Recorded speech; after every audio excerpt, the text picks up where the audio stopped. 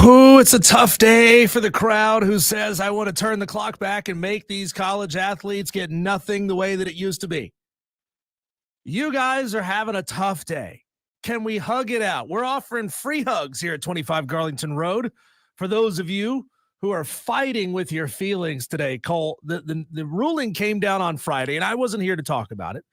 House versus NCAA has been settled.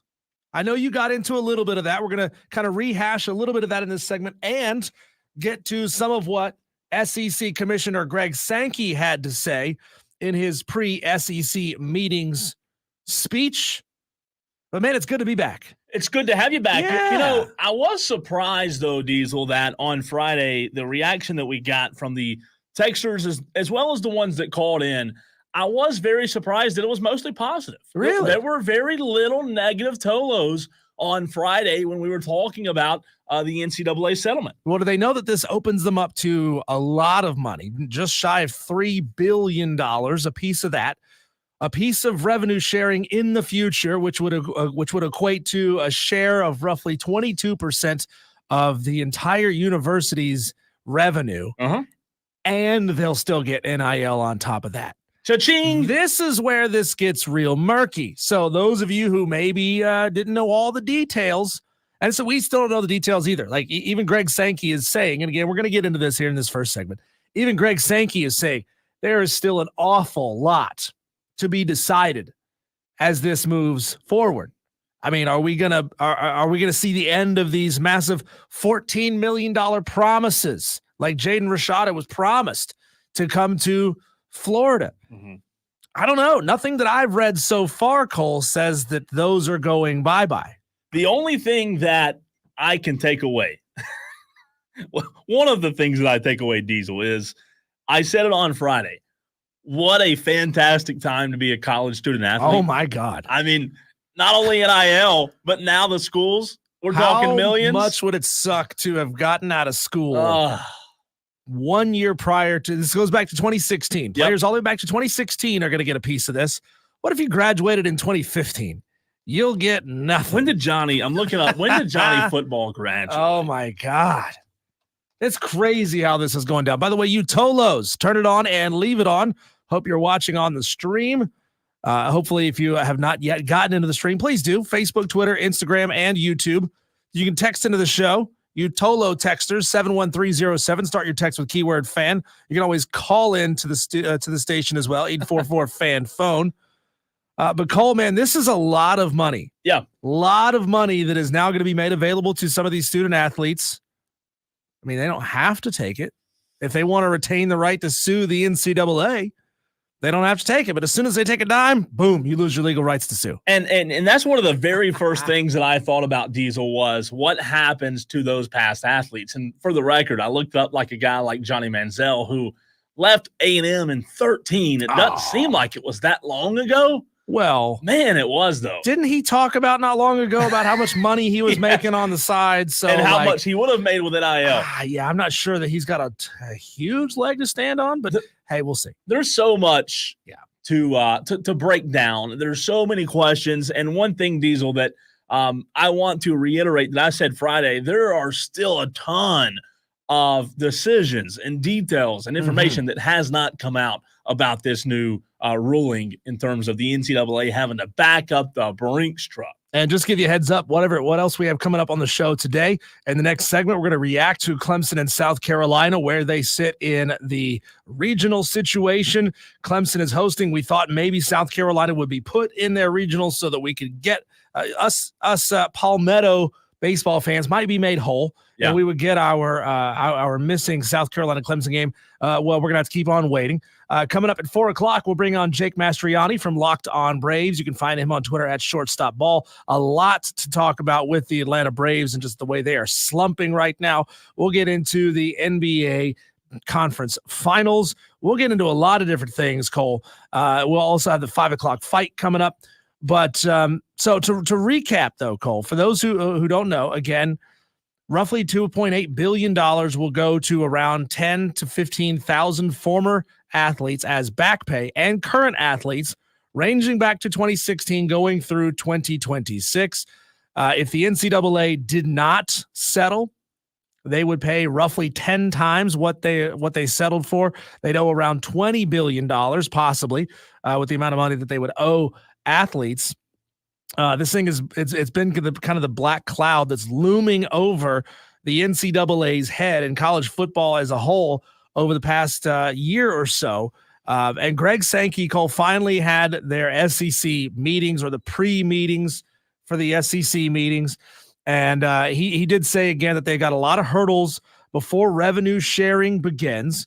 He said that getting any action regarding Congress passing any legislation that would stave off future litigation is at the moment unlikely between now and the upcoming election.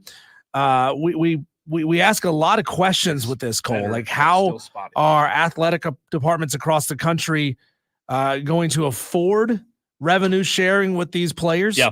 I mean, the number is 22%. They cannot go over 22% of revenue. And for the biggest schools, 22%, I mean, it's going to hurt. And nobody likes losing 22% of their revenue. But I'm thinking about the smaller schools, Cole. I'm thinking about Coastal Carolina and Georgia Southern and App State and Charlotte and East Carolina. They're not getting 50, 60, 75 million dollars a year. Correct. In conference payouts. So how are they going to afford losing 22% of their revenue? Yeah, and that's going to be a scary thing for those schools. And I asked the question as well, Diesel, when you talk about this money that's being brought in to these athletic departments, and we know that a large majority of the money, the dollar, comes from football.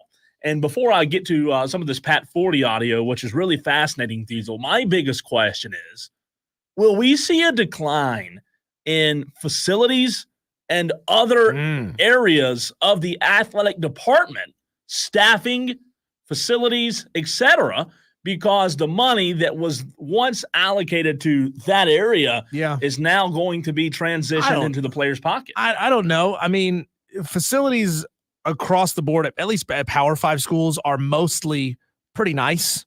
I mean, it shocks me that, what was it, just like a year ago, Florida got an indoor practice facility? Yeah. Which is nuts, because I don't know if you're aware of this, Cole, but it's hot AF in Gainesville, Florida. So not practicing outside when it's 110 degrees and 92% humidity might be advantageous, or not having to call practices because it's so hot might be advantageous. But I think for the most part, Vandy's football stadium notwithstanding, facilities are pretty okay. I'm not worried about it. Maybe they don't get to do the enhancements that they wanted to do for a while. Yeah. And you know, how many former Power 5 coaches who dropped down to the G5, who then weren't very successful there either, are unpaid interns and unpaid analysts on like Nick Saban's staff at Alabama. And you know, so some of these guys are taking unpaid jobs because they're already rich. Like, they don't really need it. What was it? The Terry Bowden, the one that's shaped like a member of the Lollipop Guild? That dude is rich. He doesn't need an additional salary from whatever school he's with now. But I think we may see an increase in that. Well, you know, I think it's going to be fascinating. And a couple of things. We've seen the demise of the sport in terms of it being once an amateur sport, Diesel. That is now gone. It was almost gone already. However, it's completely gone now, right? I do think it's very interesting that when you're talking about these colleges having the money to allocate to the student athletes, the colleges, in my opinion, from the things that I've heard, the colleges probably, Diesel, will be able to decide college by college, institution by institution, how much money's being allocated and where. I do not think you will see the NCAA or any organization try to put a term or a number or limits on how much money should go to the players and where it should go in terms of what sport. Well, the only thing we have is this 22% number. Yeah. And it says that is the cap. That is the effective cap. So the school can't spend any more than that. They don't have to spend all 22%, but most will. So Pat 40, Diesel, who we know used to be with ESPN, right? Now with Sports Illustrated. He had a really good interview, and I cut it up into several pieces, and I want to play the first piece of audio right here. In terms of a general sense of what this means for college athletics. He also goes into a little bit later in Title IX and also players becoming employees, and we'll get to that. But here's Pat Forty on what this means in his opinion, because this guy's been covering college sports for a long, long time. Well, how this actually is going to be divided up is going to be one of the great sources of curiosity and ultimately controversy, I would imagine. As it stands now, it seems like the preponderance of thought is to make this an institution by institution decision. This will not be like a nationally mandated pay scale. There will not probably be conferences dictating how much is going to go to which athletes or which sports. It'll be up to each school to decide whether they can afford a full $21-22 million a year in revenue for the athletes, or if they want to pay something less than that, and then how that is divided up. Obviously, the football players, the men's basketball players, and probably increasingly women's basketball players will get the majority of this. But then even within a team, what sort of parameters are put on in terms of performance or, recruiting star power or experience as far as who gets what. That's all that's going to have to be sussed out at the institution level. And it's going to be quite a process to get to those deliberations. Yeah, so there's so much still to be uncovered. This is such a tangled web. Yeah. That they're going to have to deal with. I mean, I've seen proposed pay structures of first string players at each position make this, second string players make this. And then if you add a performance pay scale, which could either increase or decrease their money based on how they're performing. I mean, let's just say, for example, you're a starting quarterback and you're due to receive $50,000 in revenue. And I'm just making this number up off the top of my head, right? $50K. Well, you're expected to have this many touchdowns and this many wins. Yeah. Well, guess what? If you go out and get 10 more touchdowns and 1 or 2 more wins on the season, you can get a little bonus at the end of the year. I'll tell you. Or if you suck and throw a bunch of picks, guess what? You're dropping from 50 down to 10.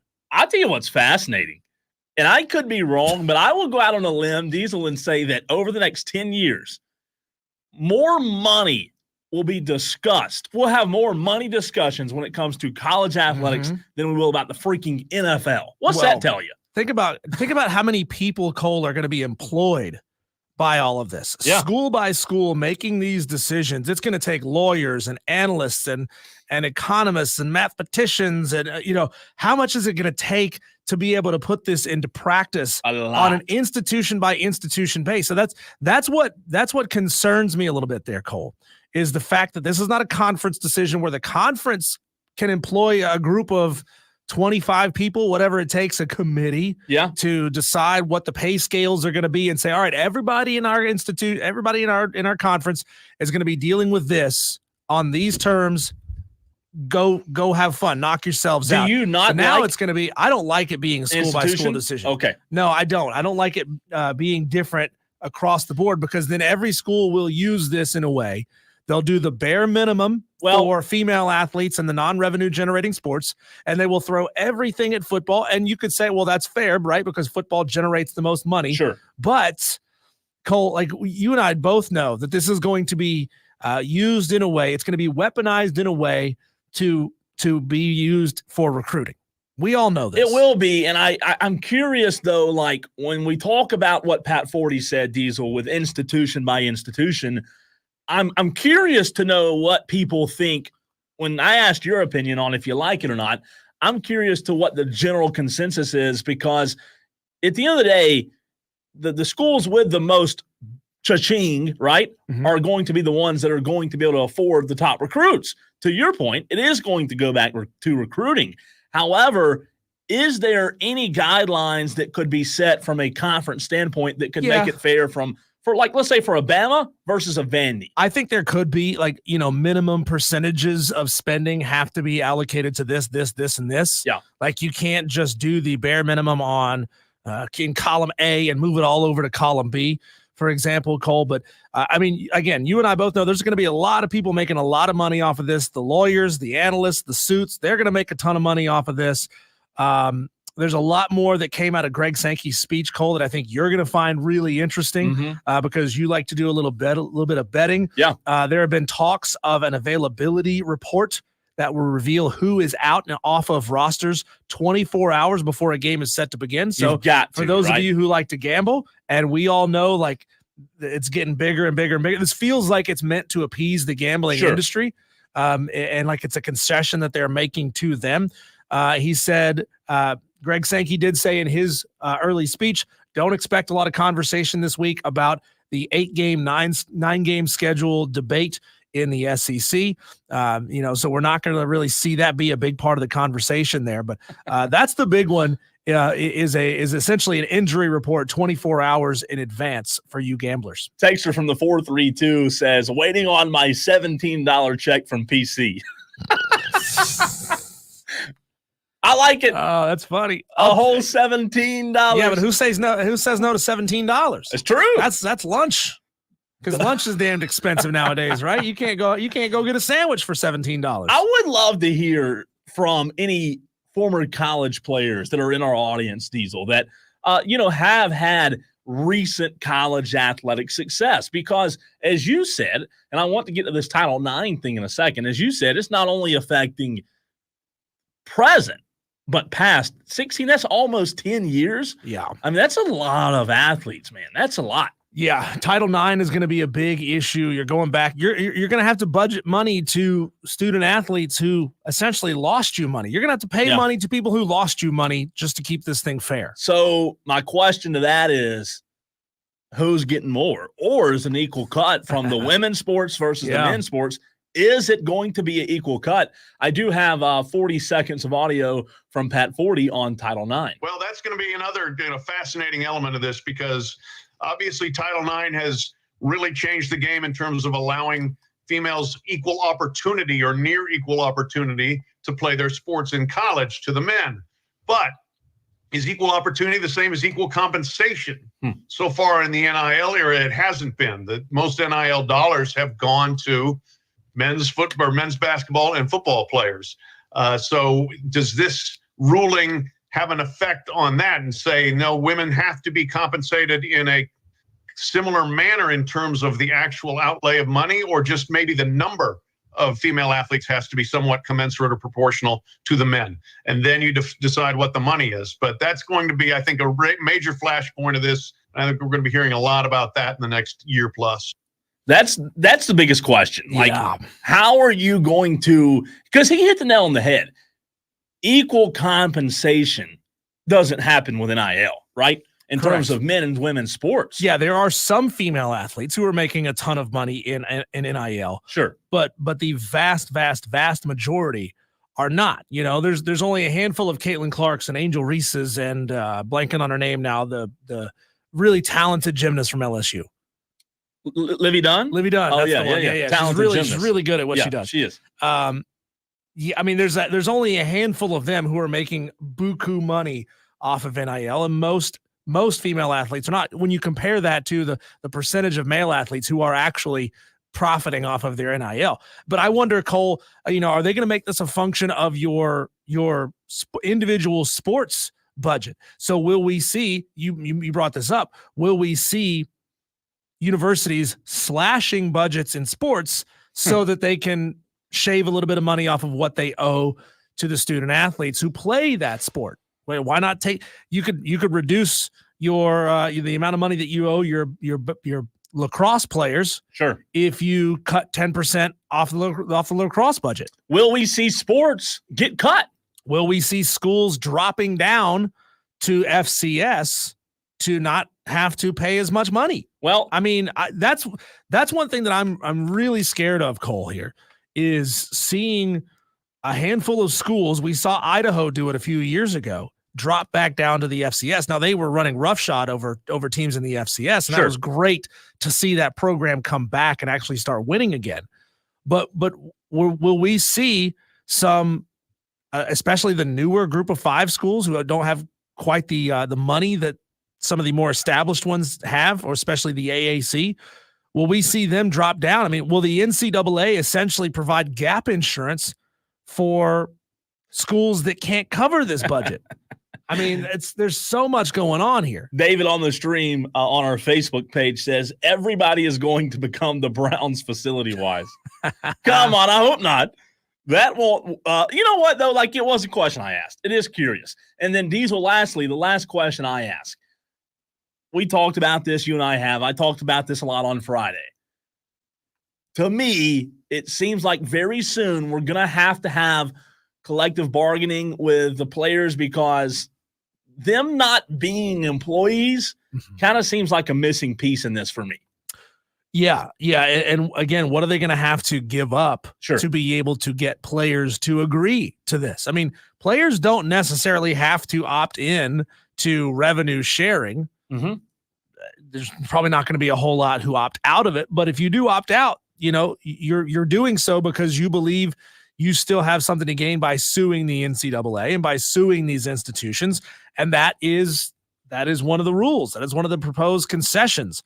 Is if you still want to be able to sue the NCAA, well, then you're gonna miss out on this cut of 22%. That very question was asked to Pat Forty. His response is fascinating. This is the last piece of audio I have from Pat Forty. That's an attempt to thread the needle here by the NCAA and by college athletics. Once again, they've been playing the thread the needle game for time immemorial of these people probably are employees in a business setting, but they don't want to be classified as such, and they don't want to have to face antitrust legislation along those grounds. So what they are hoping is for the significant movement here to get the attention and the motivation of Congress to help come up with some antitrust exemption for college athletics to protect it from further lawsuits, and to have a system where athletes are sharing in revenue, where they are being compensated, but they are not necessarily considered employees of the university. Yeah, and wow, another wrinkle to the employment question is taxation. Are you going to tax these student athletes? Greg Sankey said that he hasn't received a lot of feedback from players on collective bargaining yet. He said, quote, "I have not had a student athlete come to me and say, I want to be taxed like an employee." How many student athletes have Greg Sankey's phone number or a Snapchat where they can ask him, hey? Fantastic question. I mean, you know what? If it's anything like putting in a ticket here with Odyssey, it might take weeks to get a response back. It is fascinating, though, about the taxation. In my opinion, I make money. I'm taxed. Yeah. It's Why a valuable life be? lesson. Yeah. It's a value. You know what? It's a valuable life lesson. And maybe these kids have to choose. Do I want this compensation package that puts me in this tax bracket? Sure. Do I want this compensation package that puts me in that tax bracket? Would I want to defer all of it? So it's just such a murky situation that I don't see just my mind says this is going to take years to decide how to deal with this situation, especially if we're dealing with it from a school by school basis. I'm sure these conferences are going to provide some sort of guidelines. Yeah. Here's what we think you should do. Make your own decisions based off of this. But man, it is murky. It is ugly. And some people, not all of them student athletes, are going to get really, really rich off of this. I'm with you. It does seem like a tall task to flip in a year, right? 1 year seems awful quick because they said 2025, and that's next season. That's next year, and it'll be here quickly. So we'll see if they can get it all sorted out by then. As you said, though, Diesel, a lot of people, judges, lawyers, accountants, are going to have to be involved. What a great time to be in that industry, right? Coming up on the very next side of in the very next segment, if you will. Diesel, South Carolina and Clemson baseball both find themselves in the postseason. Our reaction to where they are and what team has a better chance of making a postseason run. He's Diesel. I'm Cole Bryson, and this is The Fan Upstate.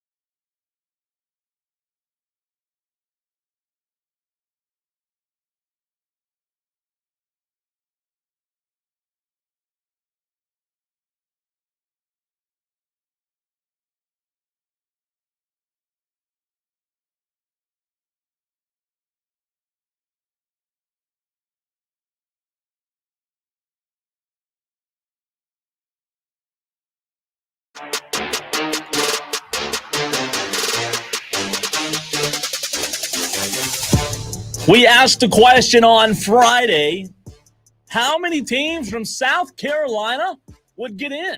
Well, we have our answer, and the Gamecocks, the Tigers, the teams that we cover mostly right here on this station, they are in, Diesel. South Carolina, Clemson, both in the tournament. Even though South Carolina fans hate their coach, they are supposedly pulling for him to take them to the promised land. Ooh, that's a fascinating poll, and we're not going to get the truth on that, Cole. We should put that up as a poll. I did. How many Gamecock fans want to see the team lose? I did on Friday to get rid of. It was 75-25. 75% said win and keep him.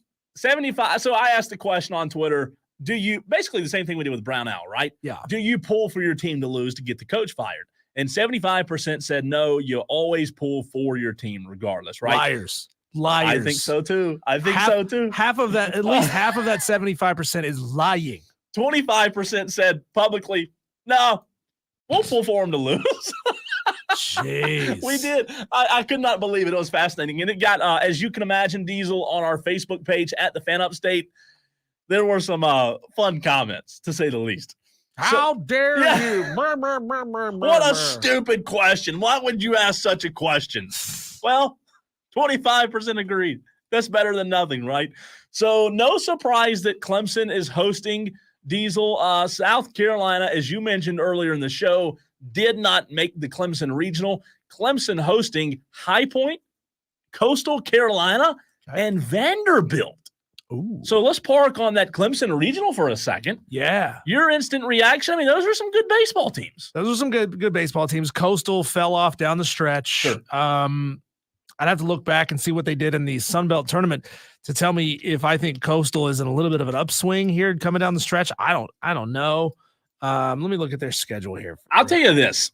Vanderbilt, while Vanderbilt's a good team, they are not the Vanderbilt of old. So a lot of people see that and say, wow, oh, Clemson got Vandy. Coastal 34-23 on the season. Okay. So just barely above 500 in a decently tough, probably the toughest group of 5 schedule. So they lost, they lost down the stretch two in a row to end the season. They played 3 total games in the Sun Belt Conference tournament, 1 against Georgia State, lost to Southern Miss, and lost to App State. Yep. That's right. Man, I'm not with having Coastal in this thing. So we're going to get to that point a little bit later in the show. So I'll do a quick tease. I have some audio coming up at, let's see here, 5:20 today. We played audio, Diesel, Friday when you were gone from Gary Gilmore.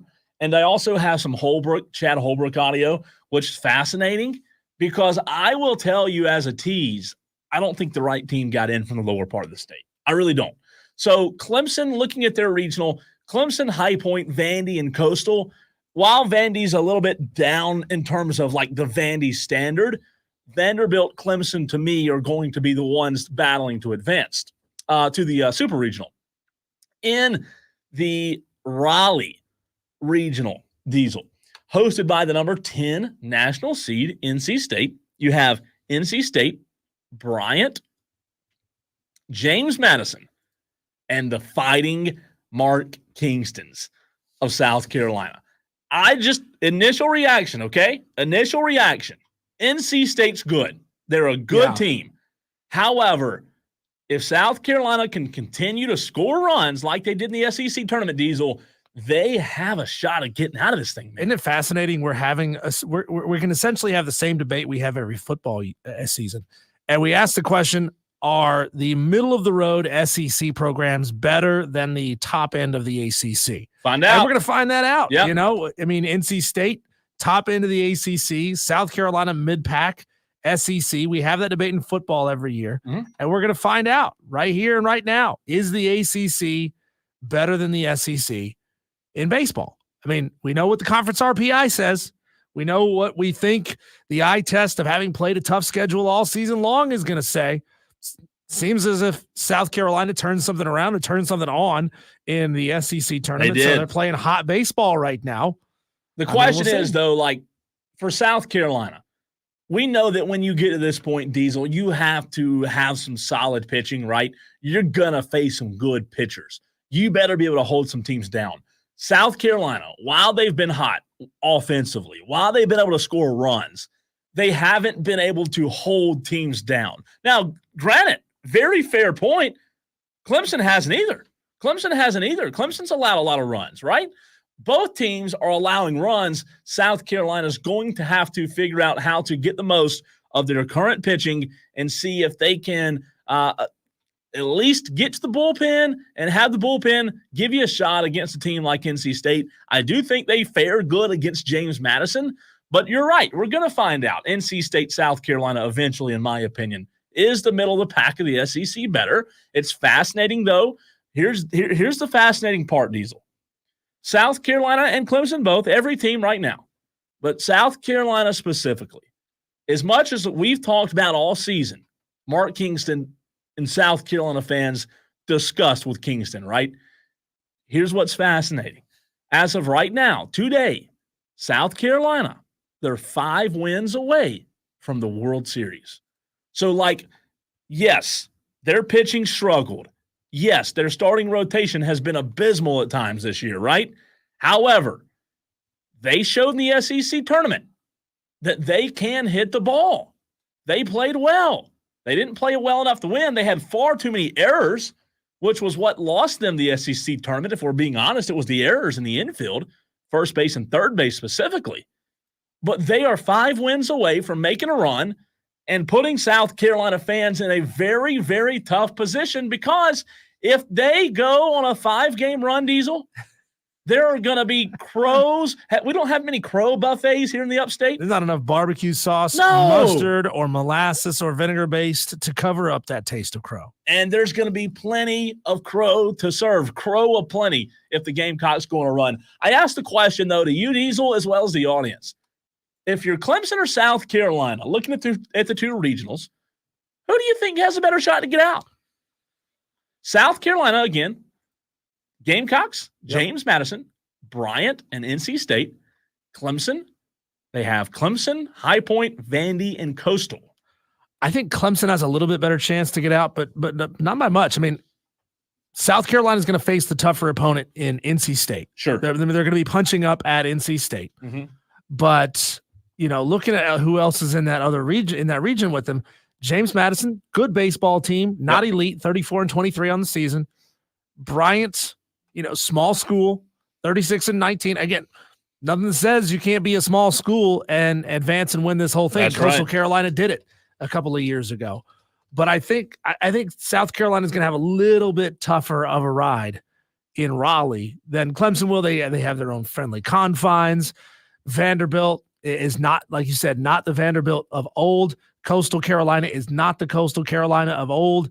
High Point, I think, is probably going to be a little bit of an easier opponent than Bryant will be in the Raleigh regional. So I think South Carolina is going to have a little tougher time. Diesel, let's look. I'm looking right now, just so you know. Let's look and see how NC State did, who's a good team, how they did against SEC teams. Well, while we do that call, I'll let you grab this phone call here, but I'll get some of these text messages here. Texter says, everybody, let's see, everyone at Doug Kingsmore Stadium needs to have earplugs on standby this weekend because of the Vandy Whistler. Really a texter says, at this point, it will take at least Omaha for me to start grabbing my bags to get off the Fire Kingston train. Yeah. Which is not dissimilar from the conversation we had regarding Brad Brownell. We said, I think I said he's going to have to make the Final Four to get me off of that train with him. Finally, a texter says, but if I see the same terrible coaching decisions and awful defense and fundamentals, I'll stay right on this train in my warm seat. That's the texter who said it would take Omaha to get him to pick up his bags and get off the train. I like it. And just FYI, we are having some phone issues today. They are currently under construction. So if you want to get in touch with the show, text us. We're also live on Twitter, Facebook, and YouTube. Here's what's fascinating, Diesel. NC State baseball, 33-20, 18-11 in conference. You mentioned this is who South Carolina is going to have to get through, right? We would assume. Diesel, if you were to ask me the question, Cole, how did NC State do this season against SEC schools? You know what my answer would be to you, Diesel? Do you want to take a guess? I'm going to say they went over. They went over because they didn't play any SEC schools. Okay. I figure because you asked me this question, the way you asked me this question is a trick question. Yes. Yeah. So they did not play 2024 schedule. No, sir. No, sir. Come on. Who's putting that schedule together? Here you go. Here's your out of conference schedule for NC State. VCU, Hawaii, Townsend, Winthrop, UNCG, and then they get into conference. So, again, oh, wow. You don't really know how good this NC State team is out of conference, right? They did not fare well in the ACC tournament. They lost 8-1 to Duke. They were in Pool C. They did win over Virginia Tech, Diesel, but I think that South Carolina, to answer my own question, I think they have a decent shot of getting out. Yeah, I mean, it's designed. Clearly, the Clemson Regional is designed for Clemson to get out of it. We'll see what happens there. They're very inconsistent with the way they played coming down the stretch. I mean, look at the Miami game there in the ACC tournament. And then, of course, when a game doesn't matter, that's when they go ham and they blow the doors off of Louisville. So we'll see. We'll see what happens. Cole, coming up next on the other side, we're going to get you caught up with the buzz, the daily wires that are happening in sports. If you missed anything over the weekend, over the long Memorial Day weekend, we'll get you caught up. That's on the other side right here on the Fan Upstate. Bum, bum, bum, bum.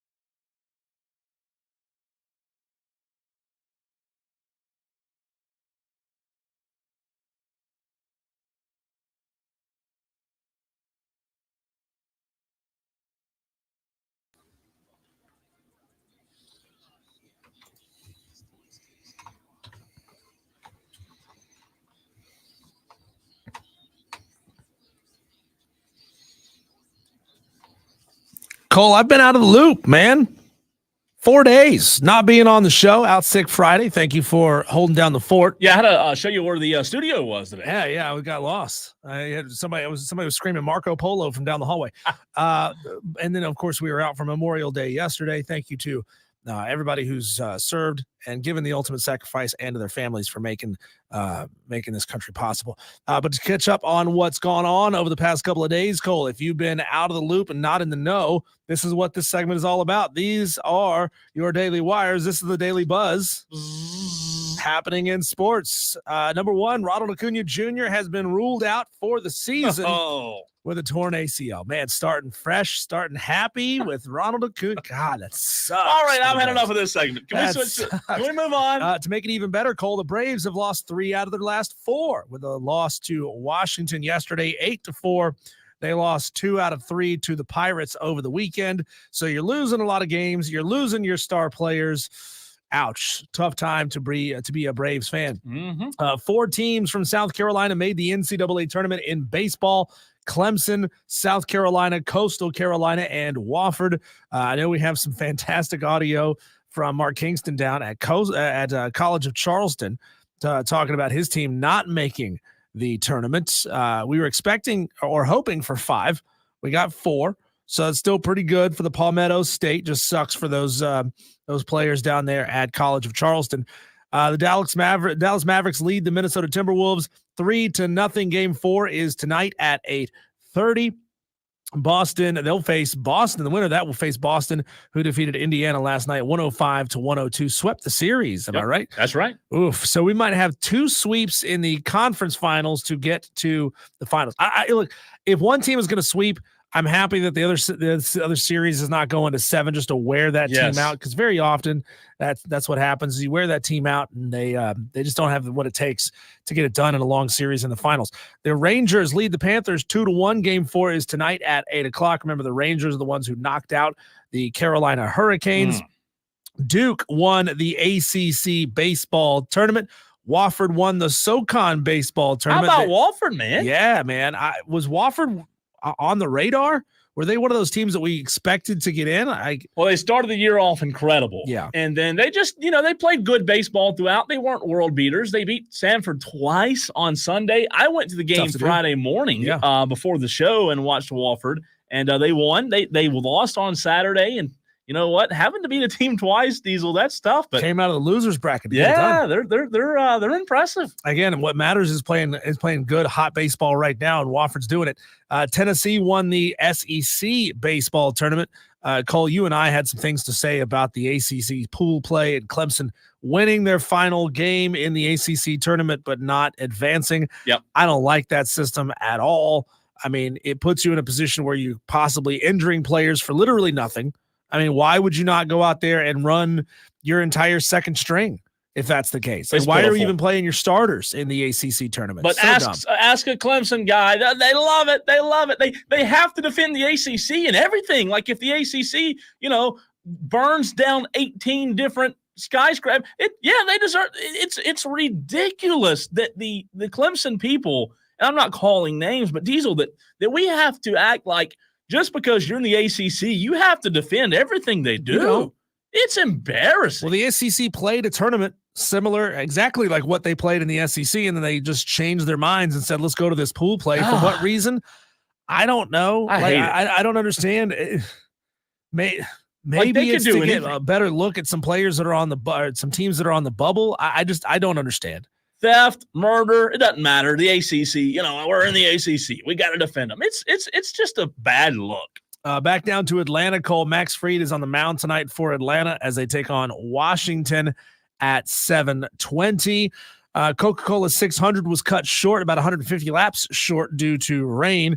Christopher Bell won the Coca-Cola 600. I tried to watch the 600 on Sunday afternoon, Cole. I'm going to be real with you. I thought it was boring as hell. Yeah. I tried to watch it. Like I have nostalgic feelings for that race, for that track. I spent every May and October camping in the infield and watching races. But I'm going to tell you, I thought it sucked.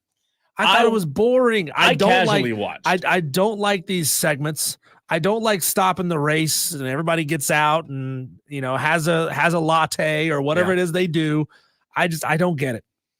I was at someone's house where they had it on, Diesel, but it wasn't like I was intentionally watching. How good is the sport if you are allowed to essentially stop paying attention to it for 90% of it and only watch the final, 10 laps and say, ooh, that was a really good race. Sure. It's just not. It's just not. Angel Hernandez, a lot of people are happy about this. Angel Hernandez is officially set to retire from Major League Baseball. He was that guy that everybody always complained about, bitched and moaned about Angel Hernandez. And now that he's gone out of the league, Cole, there's not going to be a single disputed call ever again. You know what?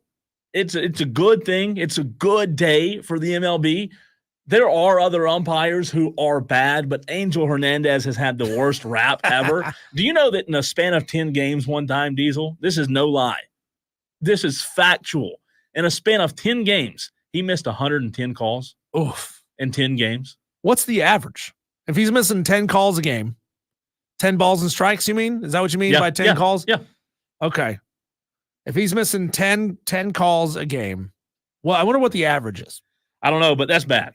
And then finally, Cole, legendary NBA player and commentator Bill Walton has passed away at the age of 71 after a battle with cancer. It's so sad. I mean, Bill, he's been everywhere on broadcasts, even non-basketball broadcasts over the past 5 to 10 years. The guy, he was nothing but personality. So it's really sad to see him lose his fight with cancer at 71. Hey, when we come back, Cole, we are going to efforts, fingers crossed, hopefully we can get these phone lines to work out for us. Jake Mastriani of the Locked On Braves podcast. We'll talk all things Braves. So if you've got questions about pitching, about hitting, about Acuna's injury, anything, now would be a good time to start texting it in. 71307. Start your text with keyword fan. We'll effort Jake next here on the Fan Upstate.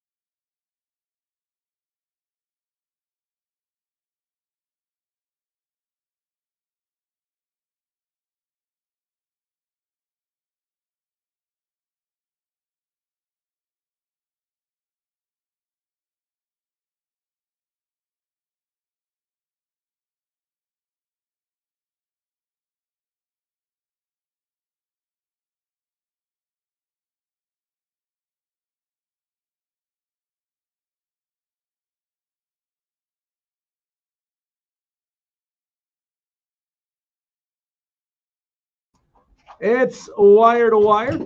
He's Cole Bryson. My name is Diesel. And man, it's a tough day. It's been a tough couple of weeks if you're an Atlanta Braves fan.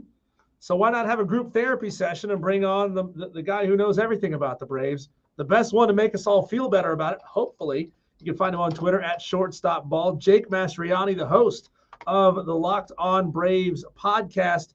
Jake, we appreciate your time. Can you make us feel maybe just a little bit better about what we're seeing over the past 5 or 6 games with all of the injuries?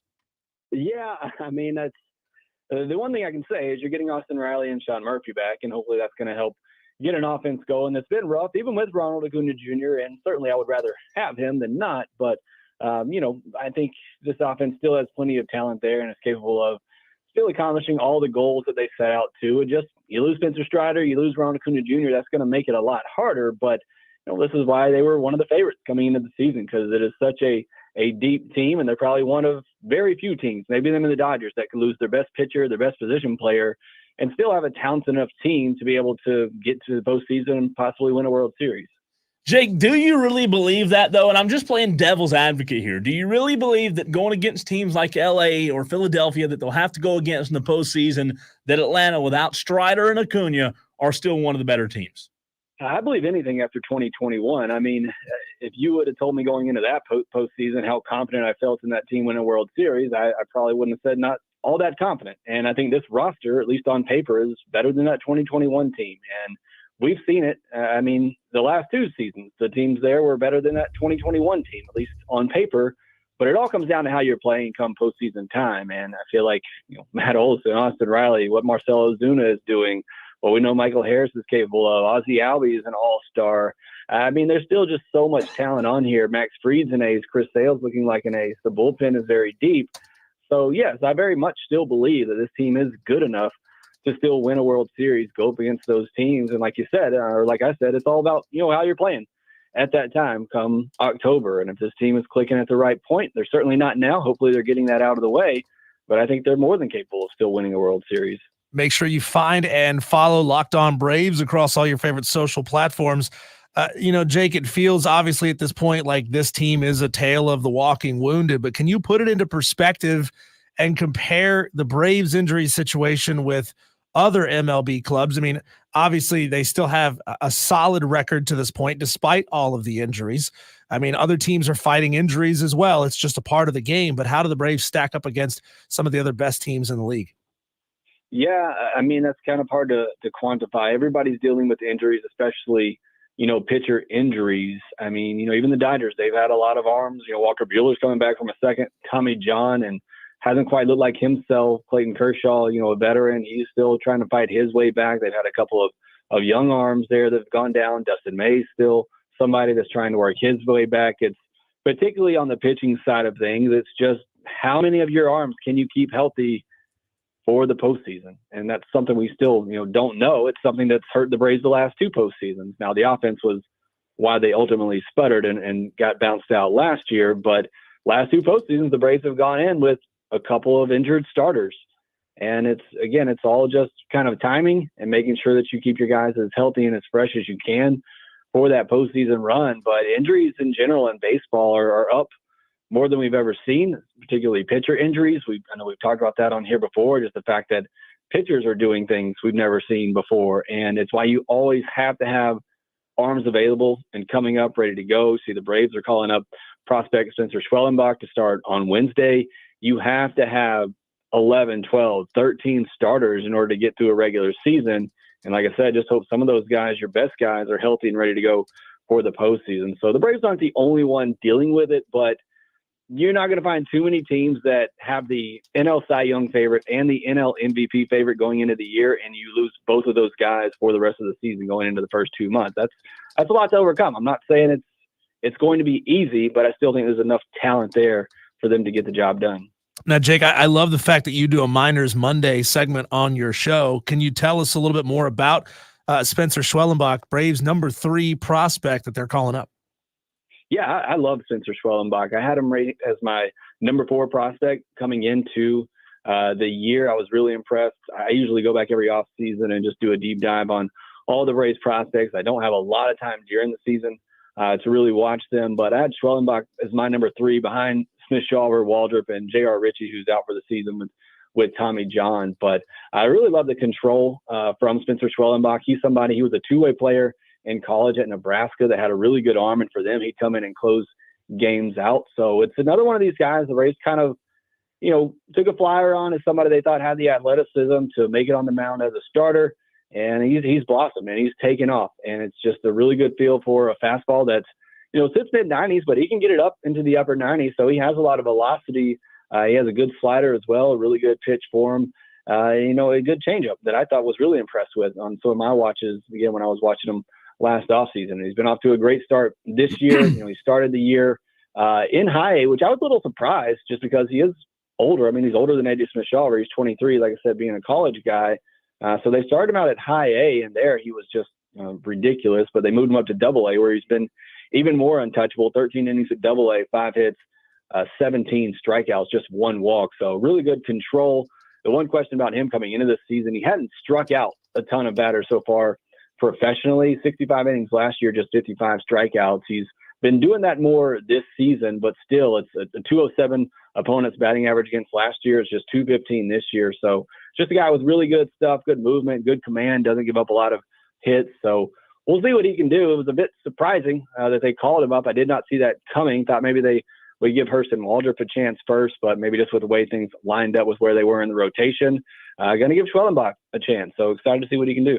Jake Mastriani, Locked On Braves, joining us on Wire to Wire with Cole and Diesel. Jake, what do you think about the free agency market now? With Strider going out early in the season, a lot of Braves fans were asking, do you go get someone in the free agency market or acquire someone via trade? Now that you lost your best player, do you really consider that?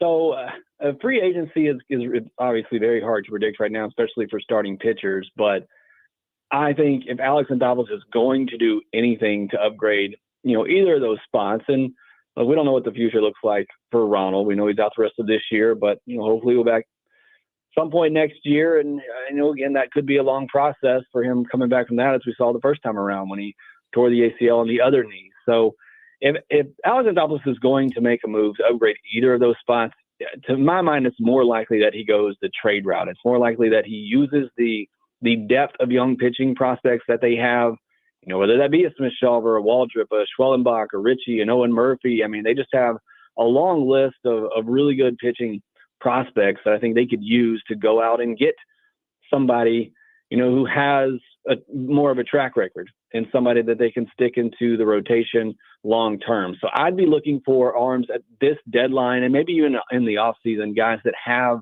years of control, because that's really what you're wanting right now, because you don't know the future of the rotation without Max Fried, without Charlie Morton, and not really knowing the status of Spencer Strider, when he can be back to looking like Spencer Strider. So Alex Anthopoulos, I trust him wholeheartedly. He's obviously done an amazing job here. So I'm sure he is turning over every stone right now, trying to find the answers.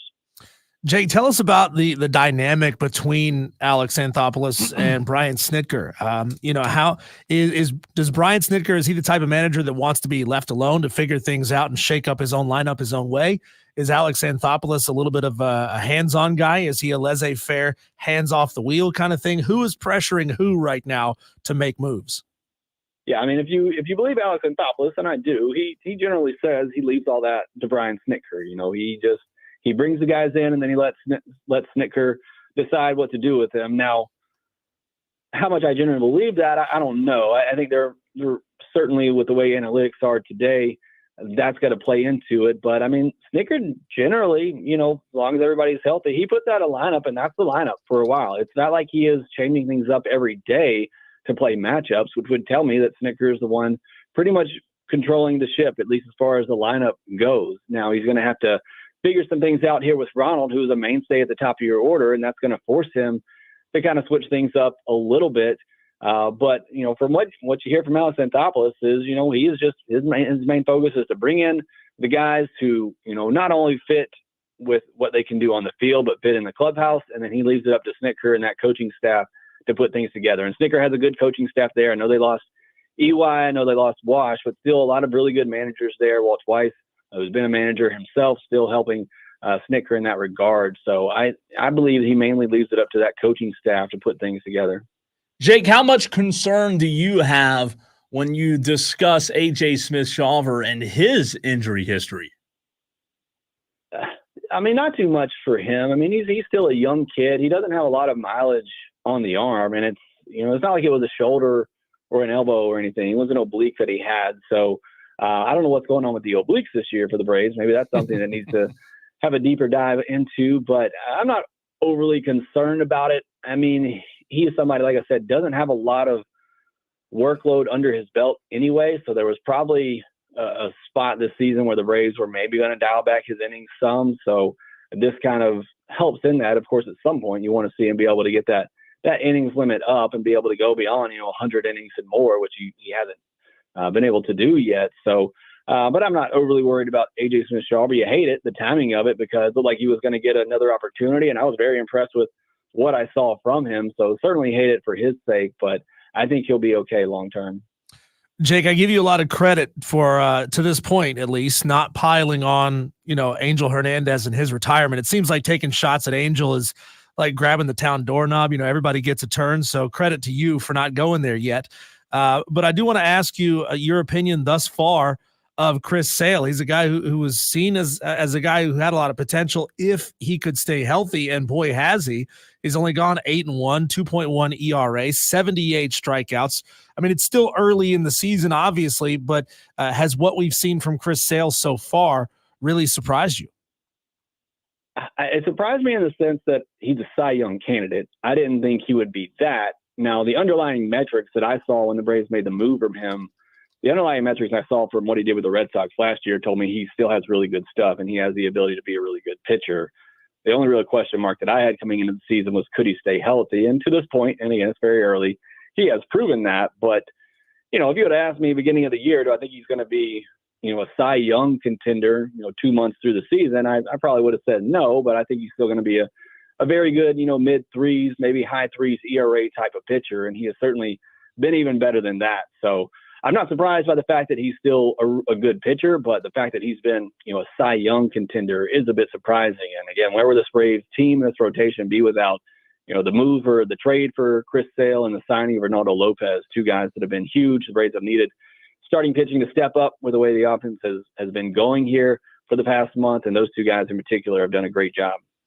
Jake, one thing that I really find interesting is that, for the past 6 to 8 years, after the rebuild, we've seen what is the prime Atlanta Braves right now. And we know that in 2021, AA made a lot of moves midseason to bring guys in and ultimately help them win the World Series. But the last few years, even with the talent that Atlanta has had on their roster, what can you put a finger on in terms of the exact reason that you think Philadelphia looks to be the thorn in the Braves' side? And I guess the second part of that question is, could you see them being that thorn again this year? Certainly could. The Phillies are a great team. I said that coming in. I feel like a lot of people were pointing to the Braves and the Dodgers, and rightfully so, but a lot of people were leaving the Phillies out, and I don't really understand that because they're a very good team, and they got Trey Turner. I mean, who I know is injured right now, but Bryce Harper, it's a really good team. And Zach Wheeler looks like the best pitcher in baseball. I mean, there's a lot of talent there. So the Phillies definitely could continue to be that thorn in the side of the Braves. Now, why the Braves haven't gotten it done the last 2 years, I mean, that's as good a guess as anybody's, because on paper, those are the two most talented teams I've seen in quite some time. And last year's team in particular was, I think, by far the best team in baseball, over 162. I don't think you'll find too many people who would dispute that. But just for whatever reason, come postseason time, it just wasn't there. Now, what's the same about the last 2 years? It's a new postseason format, and I hate to just make excuses. I'm sure fans don't want to hear excuses, but nobody really who's gotten that bye has done well in the new postseason format, sans the Houston Astros. So I don't know if that's part of it, trying to figure out a way how to get the offense hot through all those off days. But the Phillies just are, they're a team. They kind of have that it factor. There's a lot of good guys over there that play with an edge, are very fired up. You get them in that postseason environment, they seem to play up to that. Their fans do as well, a great home environment. So they just seem to have that edge to them that the Braves have been missing the past couple of years. It's something that also, talking to Chris Sale, something they thought he could bring to this team, a little bit more fire for them. But again, I know baseball fans hate to hear this, but it just really comes down to how you're playing come October. In the last 2 Octobers, the Braves just, for whatever reason, haven't played their best ball playing against the Phillies. Jake, I'm going to ask you to use your imagination a little bit on this, my final question here, because I know one of these stadiums, you probably are not old enough to have ever experienced a game in it. So, but I know as a longtime Braves fan, I'm sure you've seen some photos and you've heard some stories. So I want you to power rank in their prime, Fulton County Stadium, Turner Field, and Truist Park. One of the great things about baseball is that it's so rooted in tradition that sometimes the older parks with less amenities just feel better to us, right? And just because Truist Park is newest and it's got all the shiny things doesn't necessarily mean that it's better. So do me a favor and power rank Fulton County Stadium, Turner Field, and Truist Park. Yeah, that's going to be tough. I've been to all three. Obviously, Fulton, I was pretty young, so I don't have as many memories there, but, obviously a lot of postseason runs there, fans hanging signs over the balconies there, or not the balconies, but the concourses there is a big memory for me as a kid. But Turner Field's always kind of been where my heart is, because that's, kind of where I grew up, going to Braves games a lot more often, especially in my high school, college years. And I just loved Turner Field. I loved the atmosphere there. It was great. And I said, Truist will never match that, but I'm starting to come around. It's a good ballpark, but what Truist has done that Turner Field just couldn't match is just the environment around it. And it's a whole different scene now at Truist, because it's not just the game. You walk outside the stadium after the game and it's like the party continues. And, it's just a whole different vibe. It's a whole new experience going to a game at Truist. If you're talking about just inside the stadium itself during the game, I probably would prefer Turner Field. But if you're just talking about all encompassing, experience, Truist Park's been really great. And obviously by attendance and everybody there, everybody seems to love it and enjoy it. So I don't know if that's a cop-out answer or not, but that's kind of my feelings on it. Jay, great stuff, man. We appreciate you hopping on with us, and hopefully the Braves can turn this thing around come summertime or early August. Yeah, they usually do. Great stuff, Jake. That is Jake Mastriani of Locked On Braves. And as you said earlier, Diesel, you can follow him on Twitter. We encourage our Tolos to do that. Shortstop Ball. That's at Shortstop Ball on Twitter. Give Jake a follow there and let him know you heard about him and heard his interview on Wire to Wire. Yeah, his show is absolutely fantastic. I listen to it, 2 or 3 times a week, constantly putting out daily content about the Atlanta Braves. A big time follow. If you love the Braves, he is one of the best accounts that I've found to follow and talk Braves. Not only does he analyze what he's seeing on the field, he brings in guests. He has on questions and answer segments from the audience. Definitely worth the follow. I'm trying my absolute best to stay positive and as a Braves fan, Diesel, but also as a radio show host, I'm trying my best. However, and I'm not trying to hit the panic button. I'm just saying this, June in 3 days from now, 4 days from now, we're almost to June. And I know there's a lot of baseball left, and I know that they could turn it around. However, my opinion on May 28th is I'm not feeling so optimistic, and it looks to me like, Diesel, it might just be one of those years of bad breaks. Yeah, it's great to get Austin Riley and Sean Murphy back the way that they have. It sucks to lose Acuna, to have lost Strider a couple of weeks back. It feels like we're just one more injury in the starting rotation away from this team really struggling down the stretch. Chris Sale, can he go an entire season without getting hurt? That is a massive question. And, can they now afford, obviously with Strider out, can they afford to give him the rest that he probably needs to be able to stay pitching at an elite level throughout the rest of the season? And listen, Diesel, players get hurt. I understand that. However, your 2 best players can't go down with season-ending injuries. If you told me Spencer Strider was coming back in June or July, it'd be a different opinion. But you're talking about your best pitcher and your best hitter, best player, both done. And in the meantime, everybody else on your team has suddenly forgot how to hit. Yes, which is true. It's a dark place right now to be a Braves fan, but hopefully not this coming Monday, but the following Monday. So 2 weeks from yesterday, when we have Jake back on, because we bring him on every other Monday, we'll have something much more positive to talk about with the Atlanta Braves. You know what? I just put 2 and 2 together. The Braves started slipping when we had Jake on. Oh, you're not going to put that on. You're not going to put that evil on him, are you, Ricky Bobby? Come on. Sorry, Jake. All right, Boston has punched their ticket. Dallas is 1 win away. What could be in store for potentially, in my opinion, one of the best NBA finals we've seen in a long time? Next.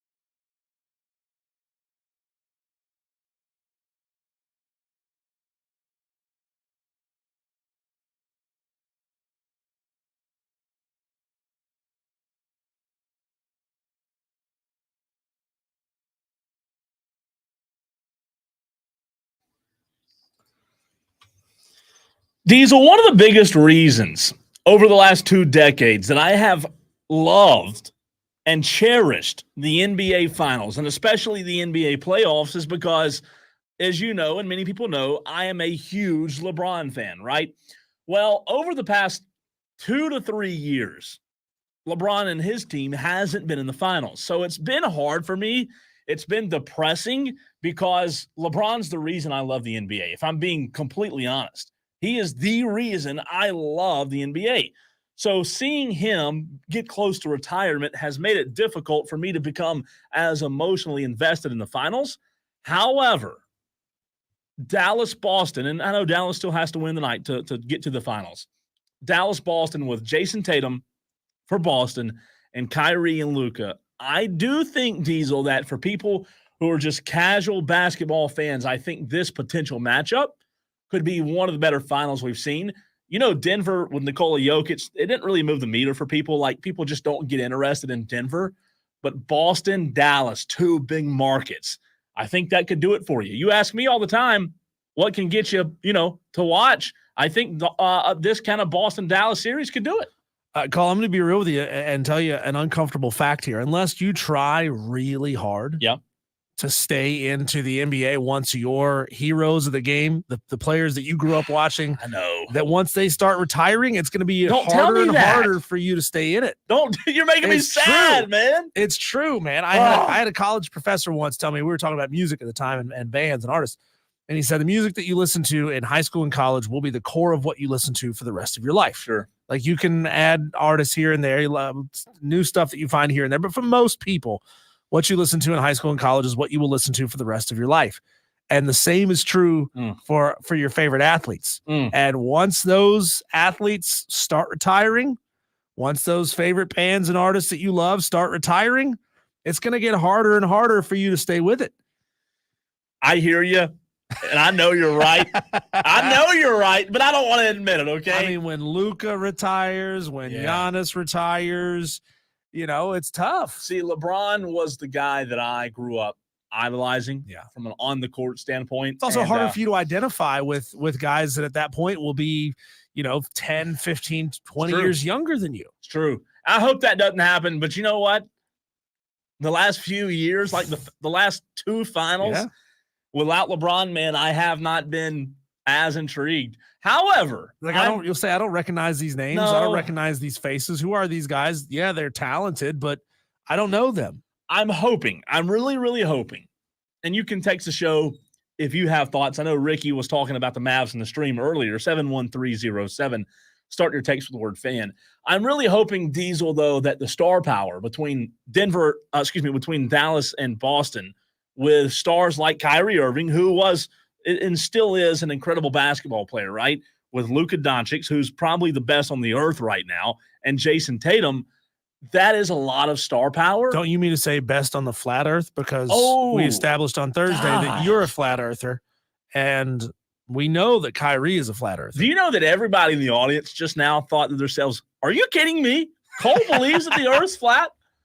And I don't even remember, honestly, that was Thursday, but I don't even remember what were we talking about? I don't even remember, but someone, a texter, said, I bet Cole's a flat earther, which I'm not, but how did that come up? I don't even know. We weren't even talking about the earth, were we? No, we weren't. We were talking about conspiracies, and then you became a flat earther, and then the cities list. The cities list. Yeah, that was it. But anyways, Diesel, Boston showed that in the Eastern Conference Finals that they were 10 times better than the Indiana Pacers. The Indiana Pacers were no match, even with Tyrese Halliburton, who's a really good player. They were no match. Boston, Dallas should be a series that goes 6 or 7. But I asked the question to you, someone who does like basketball but doesn't love the NBA like I do, what would intrigue you about a potential Boston-Dallas series? Well, it certainly helps to have these 2 big cities going at each other, and that's what it's going to take probably for me to watch these finals and to find meaning in watching these games.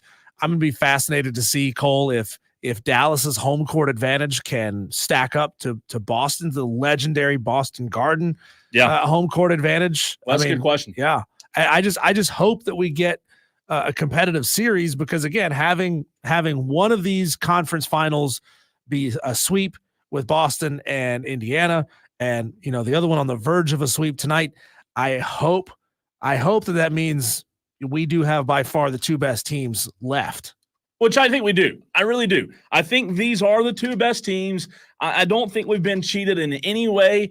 I think the TD Garden, to your point, is a tough place to play. I do know from experience being there in the playoffs, watching games, Dallas is a tough one, but the TD Garden's a different animal. Those are two good home courts, and Boston having the first two at their place is a big advantage, Diesel. Like a team having to go into Boston for the first two games, that's tough. It really is, but it's going to be really fascinating if we get the series. However, history does tell us that teams that are up 3-0 do go on to win the series. I don't see Minnesota. Maybe Minnesota wins a game, but this one's pretty much over.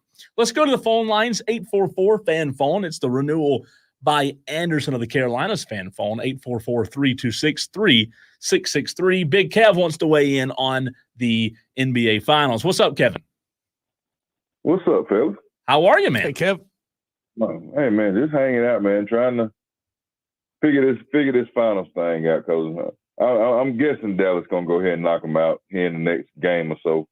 But this could be some 130 type games, man, because Dallas, I don't see them playing real big time defense. Then you got to stop Tatum and Brown. If Tatum and Brown don't stop themselves, nobody's gonna stop them.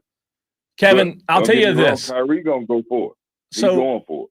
I'll tell you, I agree with you. There should be a lot of offensive explosion. However, and I know you love the NBA, so if you disagree with me, tell me. Boston's probably top to bottom a little bit more talented, a little bit more deeper when you look at their bench. However, is there anybody in the game right now that you've seen that can close and control a final 2 minutes of a game like Luka can? No. Hopefully you blowing them out by that time because you don't want Luka to just slow roll you down the floor with time running down and he just because it ain't like he got a whole bunch of moves with his dribbling. Mm-hmm. He just send you one way and you out there on skates and hopefully he get the switch and the center is on him so he can shake him out his jockstrap. So that's gonna be easy. If he get that, then it's easy for him. But I just feel if Boston get and I hate to say that being a Lakers fan, but if Boston get up and down the floor, man, and if Porzingis get to come back, this thing could get bad. And Dallas, and by the time Dallas think about it, they could be down 2-0 real quick. So Kev, forgive me if I'm way off base here, but most people don't get a buttery smooth voice like yours without having a couple of rings on the tree. You know what I'm saying? So I know that you've been around, or I'm betting that you've been around long enough to see, an era of defensive basketball and this era of offensive basketball. You said it yourself. I'm expecting to see scores up in the 130s. Do you think the game has lost something, or is it more difficult for you as a fan to watch basketball where they're consistently scoring up there in the 120s, 130s, 140s and saying, man, nobody's playing basketball in this league and nobody's playing defense in this league anymore? It's more from the fan side of it, depending on your age, because everybody that's really seen LeBron's career plus, like you're going to look at it like, okay, LeBron's up and down the floor, giving out assists, getting rebound, doing what he do. But nobody in this era has that dog in him when it's time to just get down and I'm going like talking junk to me. It ain't that I'm going out to be selfish tonight, but I'm going to show you can't do nothing with me. And I'm going to go score 66 tonight on you. See, I think Luka has that. Head on your head. Who? I think Luka has that dog in him. I've seen him talk trash. Oh, yeah. I think he's got Luka's got it.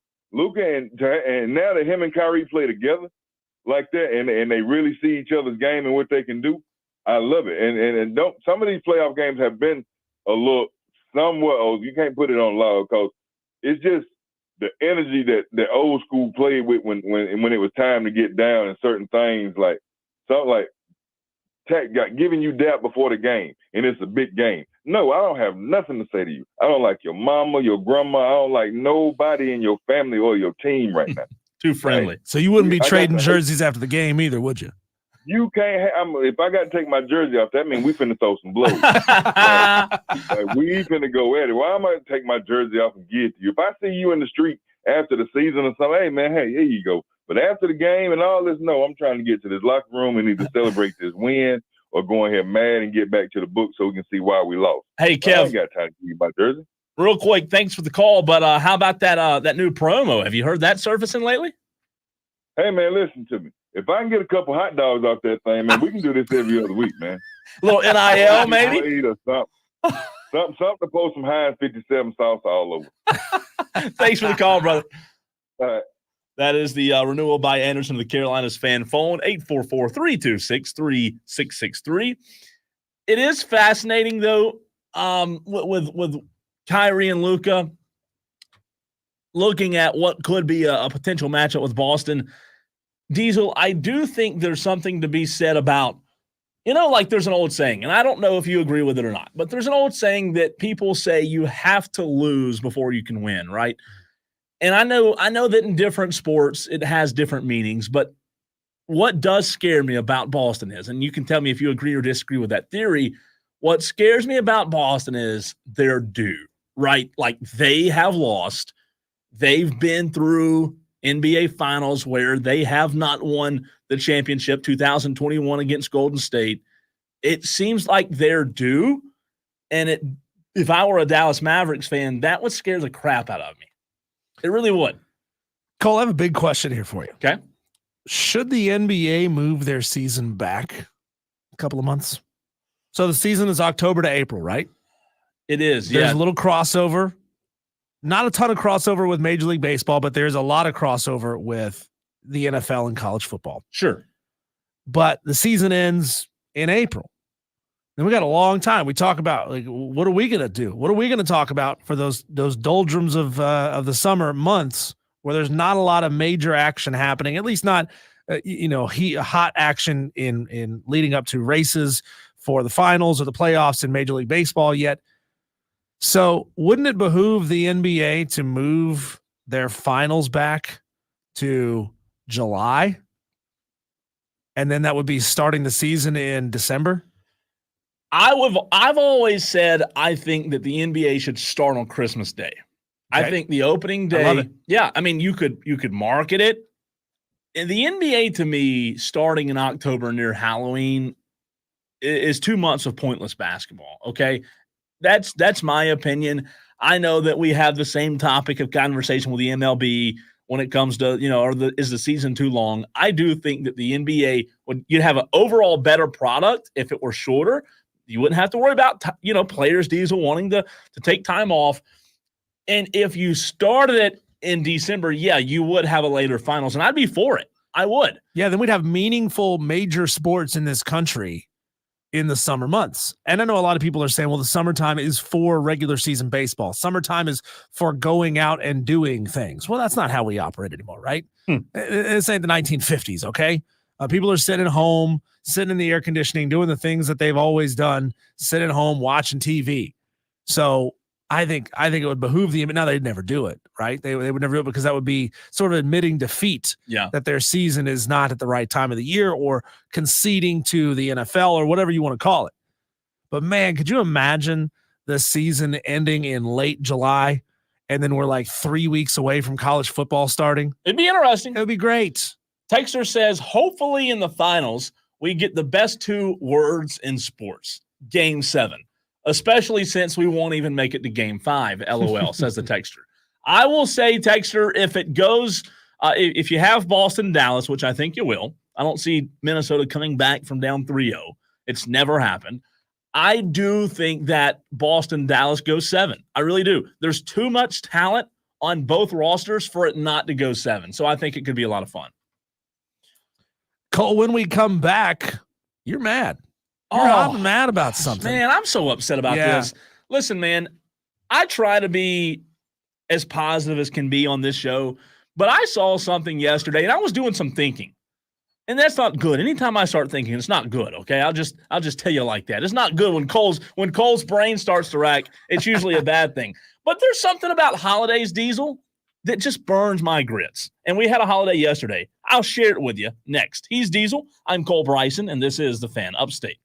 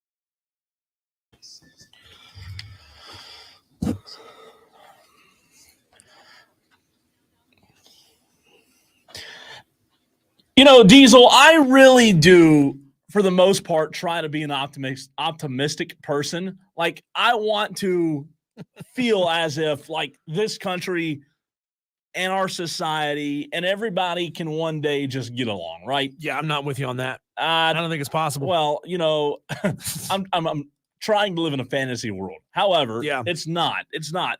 But I'll tell you what upsets me. You can hit somebody with your shopping cart and then You're in jail. you're in jail. Or they'll hit you with their shopping cart and then won't apologize and be like, screw you, you're in my way. Like, this thing that happened last night is something that I asked the question, do we as Americans, have we forgotten like how to see the bigger picture in life? And, you know, I think it's important, Diesel, to remind ourselves that a lot of times you and I both, and everybody out there listening at some point gets frustrated about things in life.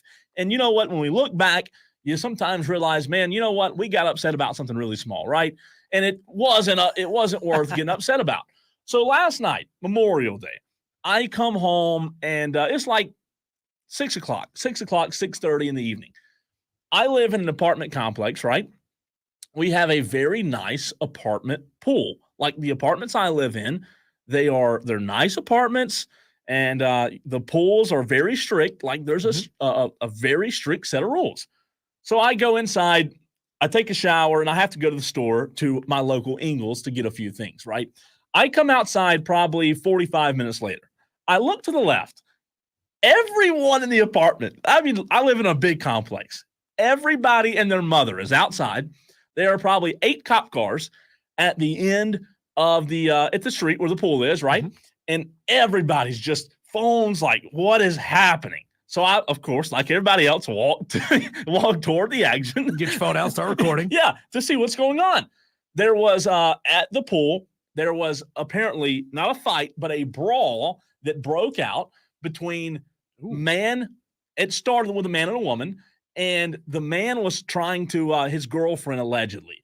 They were upset about something. He was confronting the woman. Another group of people jumped in to break up. You know, nobody wants to see somebody hit a woman. So it turned into this big brawl. Mm-hmm. And what frustrates me, what burns my grits is, like, I ask you the question, I ask our audience, our Tolos, 71307, start your text with the word fan. Have we as Americans in a society lost the fact that, like, we can't even go and have a Memorial Day cookout without it ending by being thrown in the clink? Like that, to me, like last night, I know it's a small event. Thank God there wasn't a shooting or anything like that. But it does upset me. It does just get me a little bit down that we can't even celebrate a Memorial Day where we're supposed to be thankful for people who lost their lives for the country, right? This great country we live in. That we have to have things that happen. And I'm sure yesterday there were a million other things that happened. But why can't we just get along? Yeah, Cole, we have completely lost, and I don't know how to get it back. I don't know how to get it back. The concept of etiquette, right? The concept of having personal pride in your appearance. I mean, you've seen it as well as many times as I have, Cole. You go out to you have to make a late night run to a Walmart. You walk in, and man, it looks like a bomb just went off. Sure. And people just woke up out of bed, rolled out of bed with their dirty pajama pants and their flip-flops, filthy flip-flops and Crocs, or if they're even wearing shoes at all. True. Butt crack hanging out. It's like we've lost our ability to have any pride in our own personal appearance. I mean, look, I'm not saying that it probably didn't suck, but you've seen photos of baseball games from like the 1930s and 40s. What's everybody wearing? They're wearing a suit and nice clothes to go out. And you know, you're going to be in public. You got to look presentable. I'm not saying it didn't suck to be at a baseball game in July in Atlanta, Georgia in a suit and a top hat. I'm sure that sucked. But you know what? You looked good. You probably didn't smell good, but you look good. I mean, you know, we've lost our concept of decorum. We've lost our concept of honor and of treating people the right way and deferring when you know you've done something wrong, if you made a mistake, if you're standing in somebody's way, whatever. We've lost that ability. And most people, not only we've gone past losing it. We've gone past celebrating not having it. You know what makes me more upset, though? Like, I agree with you 100%. And not to turn this topic or this conversation political, but you know what it boils down to? Like, you and I are both on the same side of we want this country to be the best country with everybody treating people the way they should be treated. However, and again, I'm not trying to get political because that station's across the hall, but when we as a country are okay to say that Donald Trump and Joe Biden are our only two choices for presidency to lead this country and bring people together, like, why do we not elect leaders that care? Like, again, it goes back to politics. People aren't into politics, Diesel, to make the country better. People are in politics for selfish reasons. Right. But we don't put the right people. We don't put good people in office. They're not in it to unite us. They're in it to divide us. That's right. And say, just as long as my faction is 51% and your faction is 49%, that's all I care about. And you know what's sad? The sad part is, Cole, is that it takes national tragedies to bring us together. It does, and that is sad. But you know what else is worse? That like if somebody who really does have a good heart and wants the best for the country, if they run for a political office, they don't have a shot. They don't stand a chance. They don't stand a chance because they're not divide. As you said, they don't intend to divide, and that's where I think this country's going wrong, man. Like, let's just get back to the simplicity of treating people the right way. Is that too much to ask? No, it's not. And let's also remember that Memorial Day is not a day for you to go out and party on a boat and do crazy stuff and crash boats into other people. It's a day of remembrance, you know? So we've forgotten. 4th of July is a celebration day. Sure. Memorial Day is not a celebration day. You get the day off, but that doesn't mean that you should spend it getting hammered out on a lake or whatever it is people do on Memorial Day. Cole, when we come back, it is time for us to what? Be divisive and fight it out. The 5 o'clock fight comes up next here on the Fan Upstate.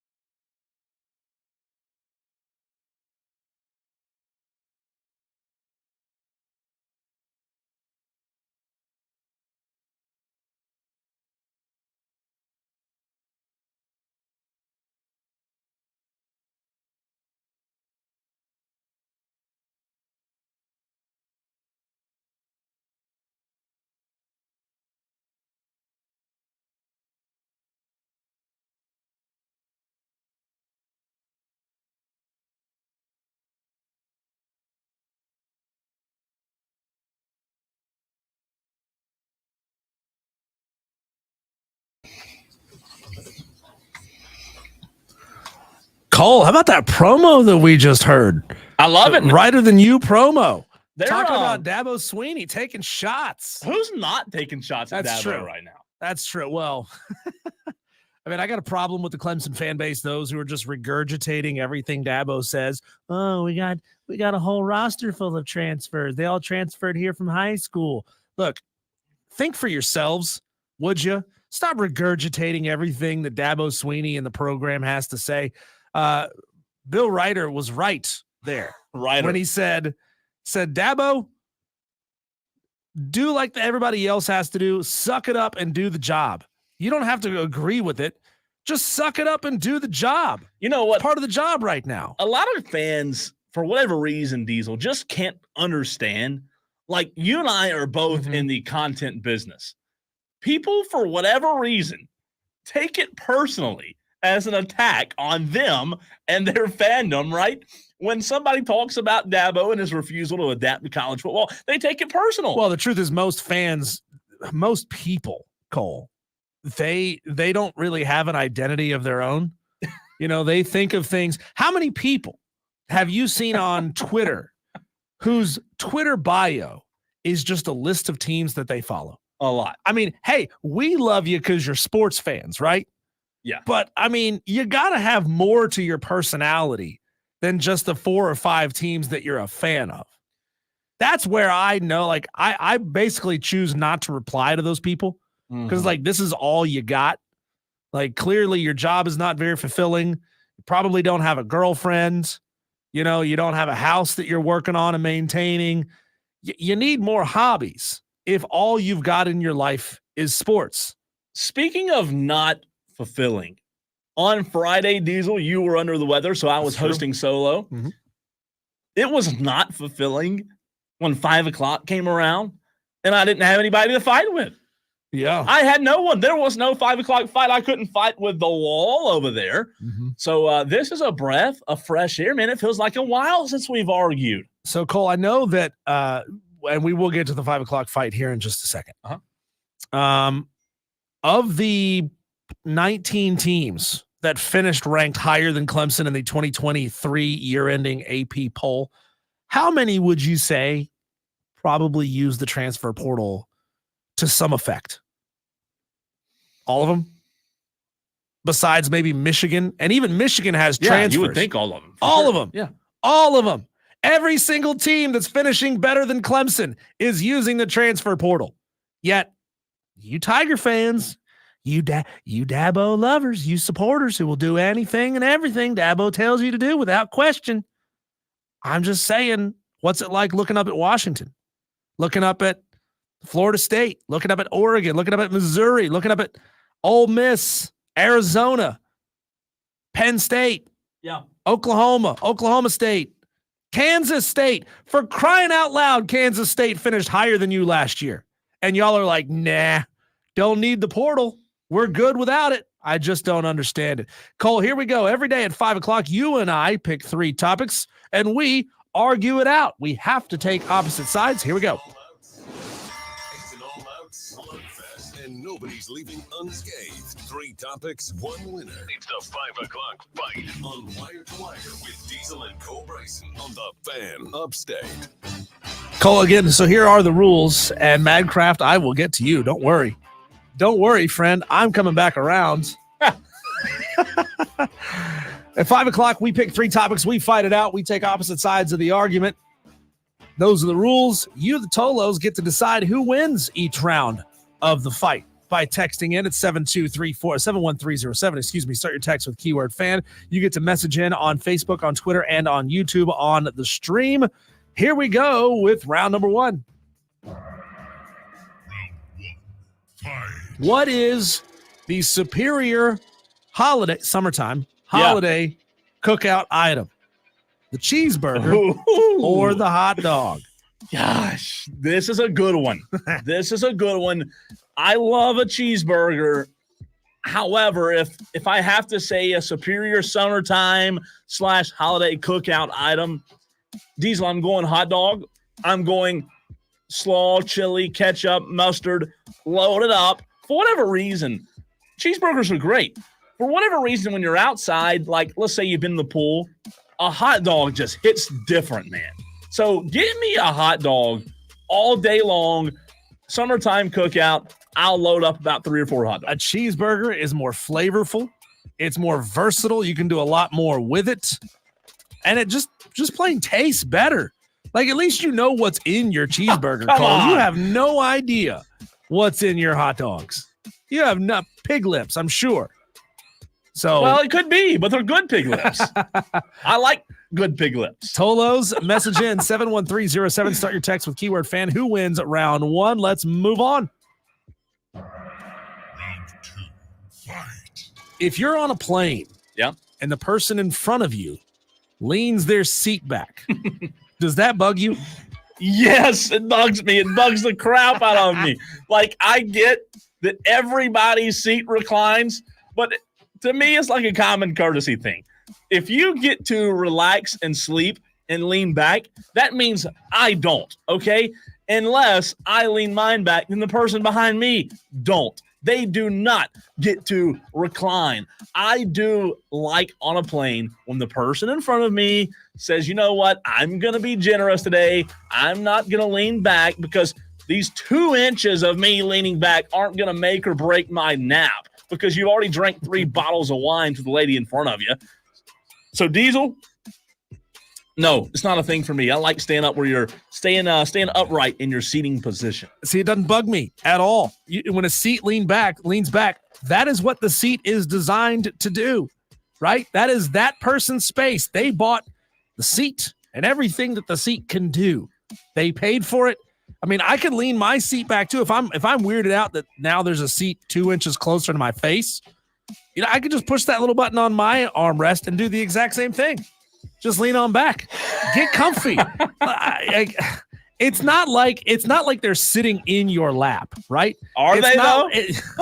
I mean, far worse than somebody leaning their chair back, Cole, is the taking off of the shoes on the plane. It's sometimes ladies will like flip their hair over the back of the seat, so now it's in my face. Oh. That's way worse, right? That's so much worse. Yeah, but that as is far worse. as the chair leaning back, no, that doesn't bug me because you know what? I'll just do the exact same thing and annoy the person behind me as well. Diesel, the last time that I flew toward the end of last year, it was Spirit. And, on Spirit, you don't even get the choice. There is no leaning of a seat back, right? I think their logo or their slogan is Spirit. We'll get you there. Eventually. Yeah. Sometimes you have to run to the front of the plane, to balance out the weight. It's just part of the experience. Man, one time I was flying, we were changing planes in Dallas, and right next to our terminal was a Spirit flight going from Dallas to Miami. Yeah. And there is no way in hell I was getting on that plane. That Spirit flight to Miami. I mean, everybody there seemed hammered. It's like Walmart. Everybody was there. Exactly. Everybody was there to party. Man, it was not. I used to call Spirit Diesel the Denny's of the air. That's what I used to call Spirit, the Denny's of the air. I think it's pretty accurate. Cole, that's one of those things you're going to learn once you get up to your mid 30s. You're going to say, you know what? It's so much more worth it to spend just like $30 more and fly a better airline. You're going to enjoy it so much more. All right. If you're on the fence, if you say Cole has won one round, I've won another, then let's fight it out one last time and break the tie. Final round. Fight. After you take a shower, Cole, or take a bath, I don't know what you do. Yeah. I'm sure you turn the lights off, listen to Kenny G, take a bath. Do you reuse the towel the next day, or do you always get a new towel? No, you don't reuse a towel. Are you kidding me? Why is this a trend? A trend? Yes, we were talking about this yesterday. Trend? People, it's trendy to use the same towels, and I'm not for it, Diesel. Listen, I do not want the towel the next day to have a weird smell to it, okay? Throw it in the dirty clothes, buy some more freaking towels, wash the ones you have.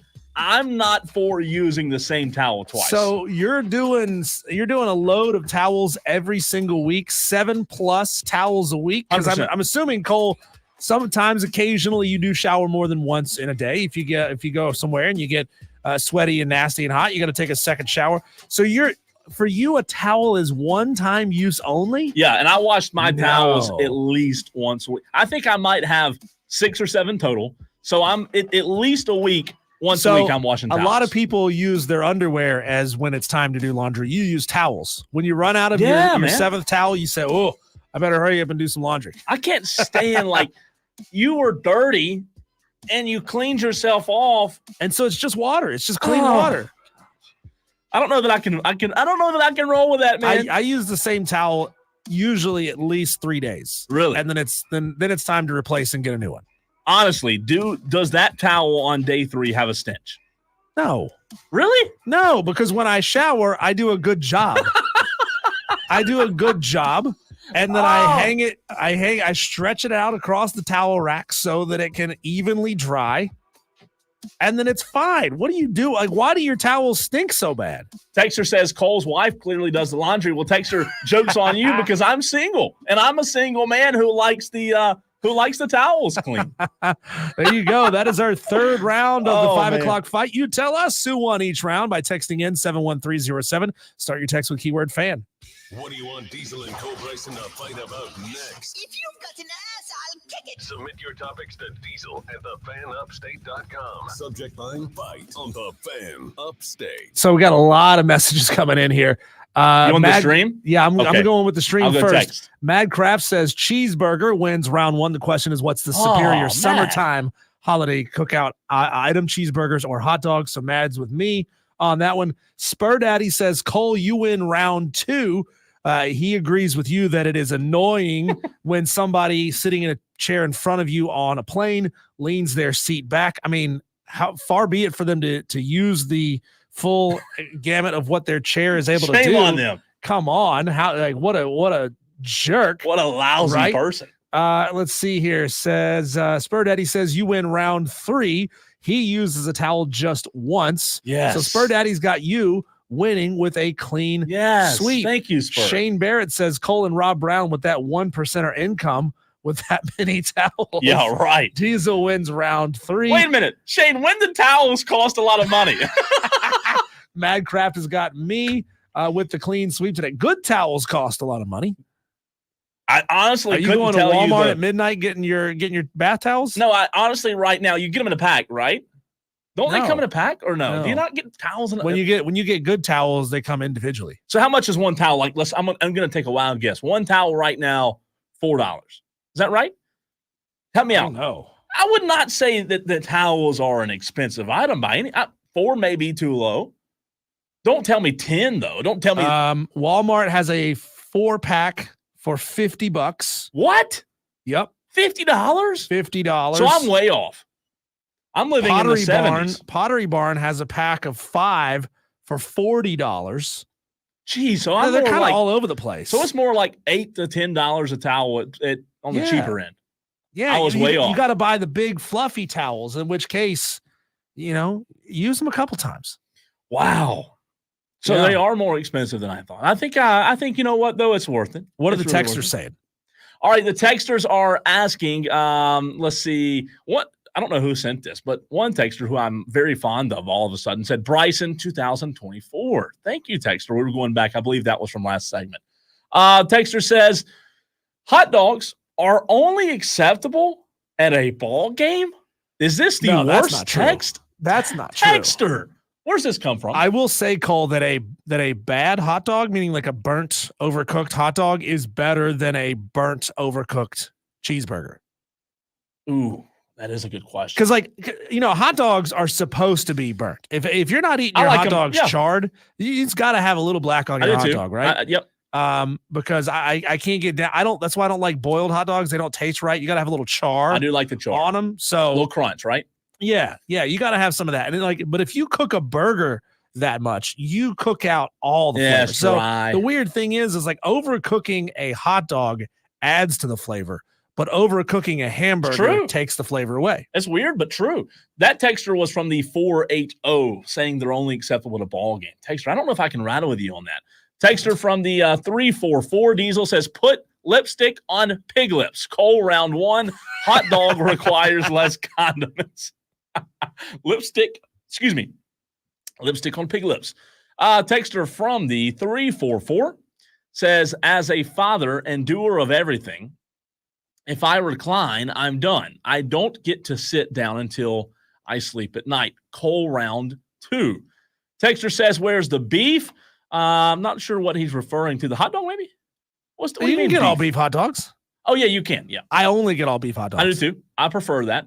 Hurricane Jeff chimes in. Diesel says, round 1, Diesel, hamburgers all the way. Round 2, Diesel. Yeah. I'm a big guy and I need to leave my seat back. Round 3, Diesel. Come on, Hurricane Jeff. Thank you, Jeff. That's why you spend the extra money, Jeff, and you get the bulkhead or you get the exit row. Because I mean, let's be real, the plane's not going down, and if it does, you're probably not going to be able to do a whole lot to help. Diesel Jeff says, I'm still using a towel from a week ago. Okay, that's gross. Oh gosh, that's really gross. A week? That is a long time. You got to feel the fibers, man. When the fibers start losing the fluffiness, it's time to change your towel. A week. A Joey. week. Are you Febrezing it every time you use it? He better be. I would be. That's so gross. Joey says, only caught the 3rd round. Diesel wins that one. I grew up poor, and that was a requirement. 3 days didn't change it out. Shane Barrett says on the chat says, I think the difference is Cole is single with no kids. I'm married with 3 kids.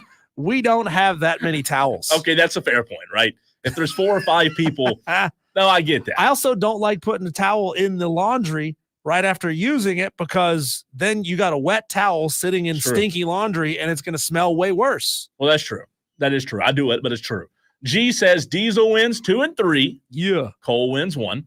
Another texter from the 921 says Diesel sweeps again. Woo-hoo. Trying to figure out how Cole adults with his fight takes. Oh, man. Let's see. This comes from the 344. Texter says Cole didn't sweep, just steal some towels. Jesus, says the texter. Good towels can be $20 to $30 a piece. Are you kidding me? I don't need that bougie of a towel. Okay, this comes from the 803. Me saying a minute ago that I thought towels were around $5. Well, obviously I was way off on that. I would not be good at the game. What show is it where you have to guess the price? Is that like Price is Right? Price is Right. Yeah, I would be terrible there. I'd be awful in Price is Right if I can't guess how much a towel is. Texter from the 587 says, it wasn't that long ago that Diesel was adamant that you should wash your clothes even if you didn't sweat in them. I'm surprised that he doesn't feel the same way about towels. Look at Texter keeping receipts. What do you mean wash my clothes even if Cole, if I get up in the morning, I put on a pair of gym shorts to walk around the house, right? I do too. And then flash forward an hour and a half, it's time to actually put on some real clothes. No, I'll keep them on. put on some real clothes and get to work. I don't consider the gym shorts that I just wore for an hour to be dirty, especially like if I didn't go outside, get hot and sweaty, didn't roll around with the dog, whatever. Those aren't dirty. You can still wear those. No, I agree with that. Depends on how dirty your butt is. Then you may have to put some underwear on under it. Excuse me. Texter from the 208 says, fellers, rather, not fellers. All right. That's how you know you're a Tolo, because you say fellers. Texter says, fellers, you obviously have never been to a meat processing plant. Hot dogs are lips and assholes, says the texter. You got to hit that button. I'm sorry. Sorry, texter. Hit it twice. There you texter, go. You made me use the dump button. Yeah, that's one of those words you can't use on the radio. Well, I read the text. You know what I was doing? I read the text for the very first time without reading the text before I read it, and it came out. So, texter from the 208, you just made me hit the dump button for the first time today. The stream heard it. First time of the week. It probably won't be the only time this week. Texter, usually I have to hit the dump button for audio or a phone call, right? But now that's the first time I've had to hit it for me, I believe. Cole hits the dump button the same number of times a week as he changes out his bath towel. That's true. Hurricane Jeff says, I use a really good fabric softener, and the scent of the fabric softener is still on the towel after a week. Wow. No way. Let's see. I did steal some towels from a hotel once. Texter says, Hunt GPT. Whoa. Stealing hotel towels. Hotel towels suck. Yeah, because they get used so much that they're prickly and rough. Yeah. Come on, man. Now, Who steals hotel towels? You steal what do you steal from the hotel? Like lotion and soap and Shampoo? Well, most of them don't even do that anymore, right? What do you mean? They don't put the little bottles out anymore. They put a lot of hotels that I go to. Maybe it's because we're Marriott members or whatever. And bougie. We only use the Marriott. No, they have they have all the things mounted on the wall in the shower now. They bathe you you don't have to bathe yourself at the Marriott. Diesel's so bougie, man. He's not us common folk. That's why it's what you pay extra to have somebody bathe you. That's called the Robert Kraft special. Hunt GPT says Cole got them Dollar General towels. Maybe I do, maybe I don't. Let's see, $5 to $8 a piece from Big Lot, says a texter.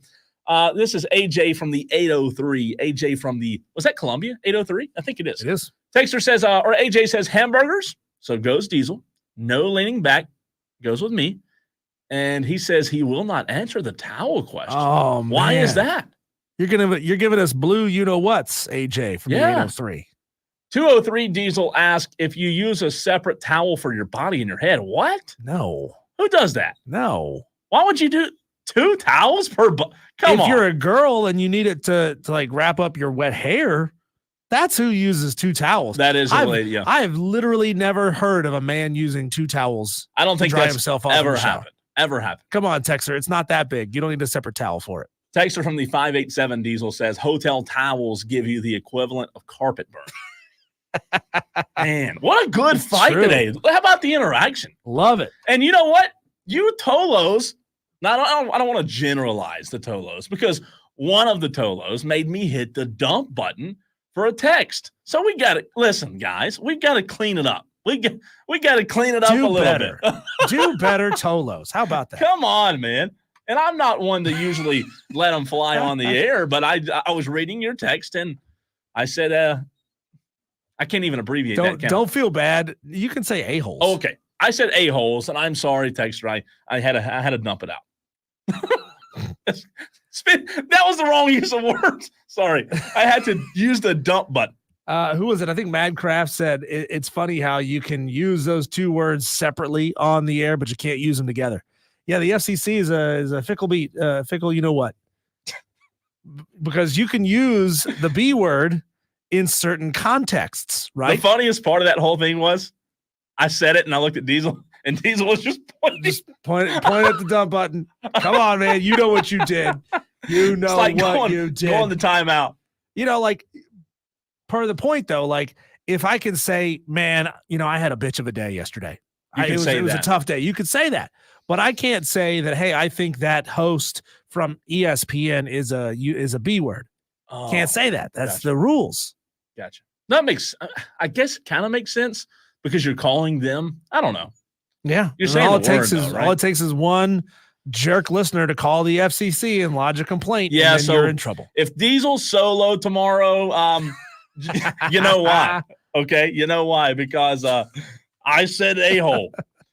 All right, coming up next, we're going to depart the fight, and we're going to look at 2 teams, Diesel, in the college baseball tournament. Well, one of them's in, one of them's out.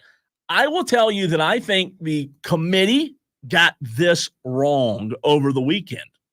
He's Diesel. I'm Cole Bryson, and this is The Fan Upstate.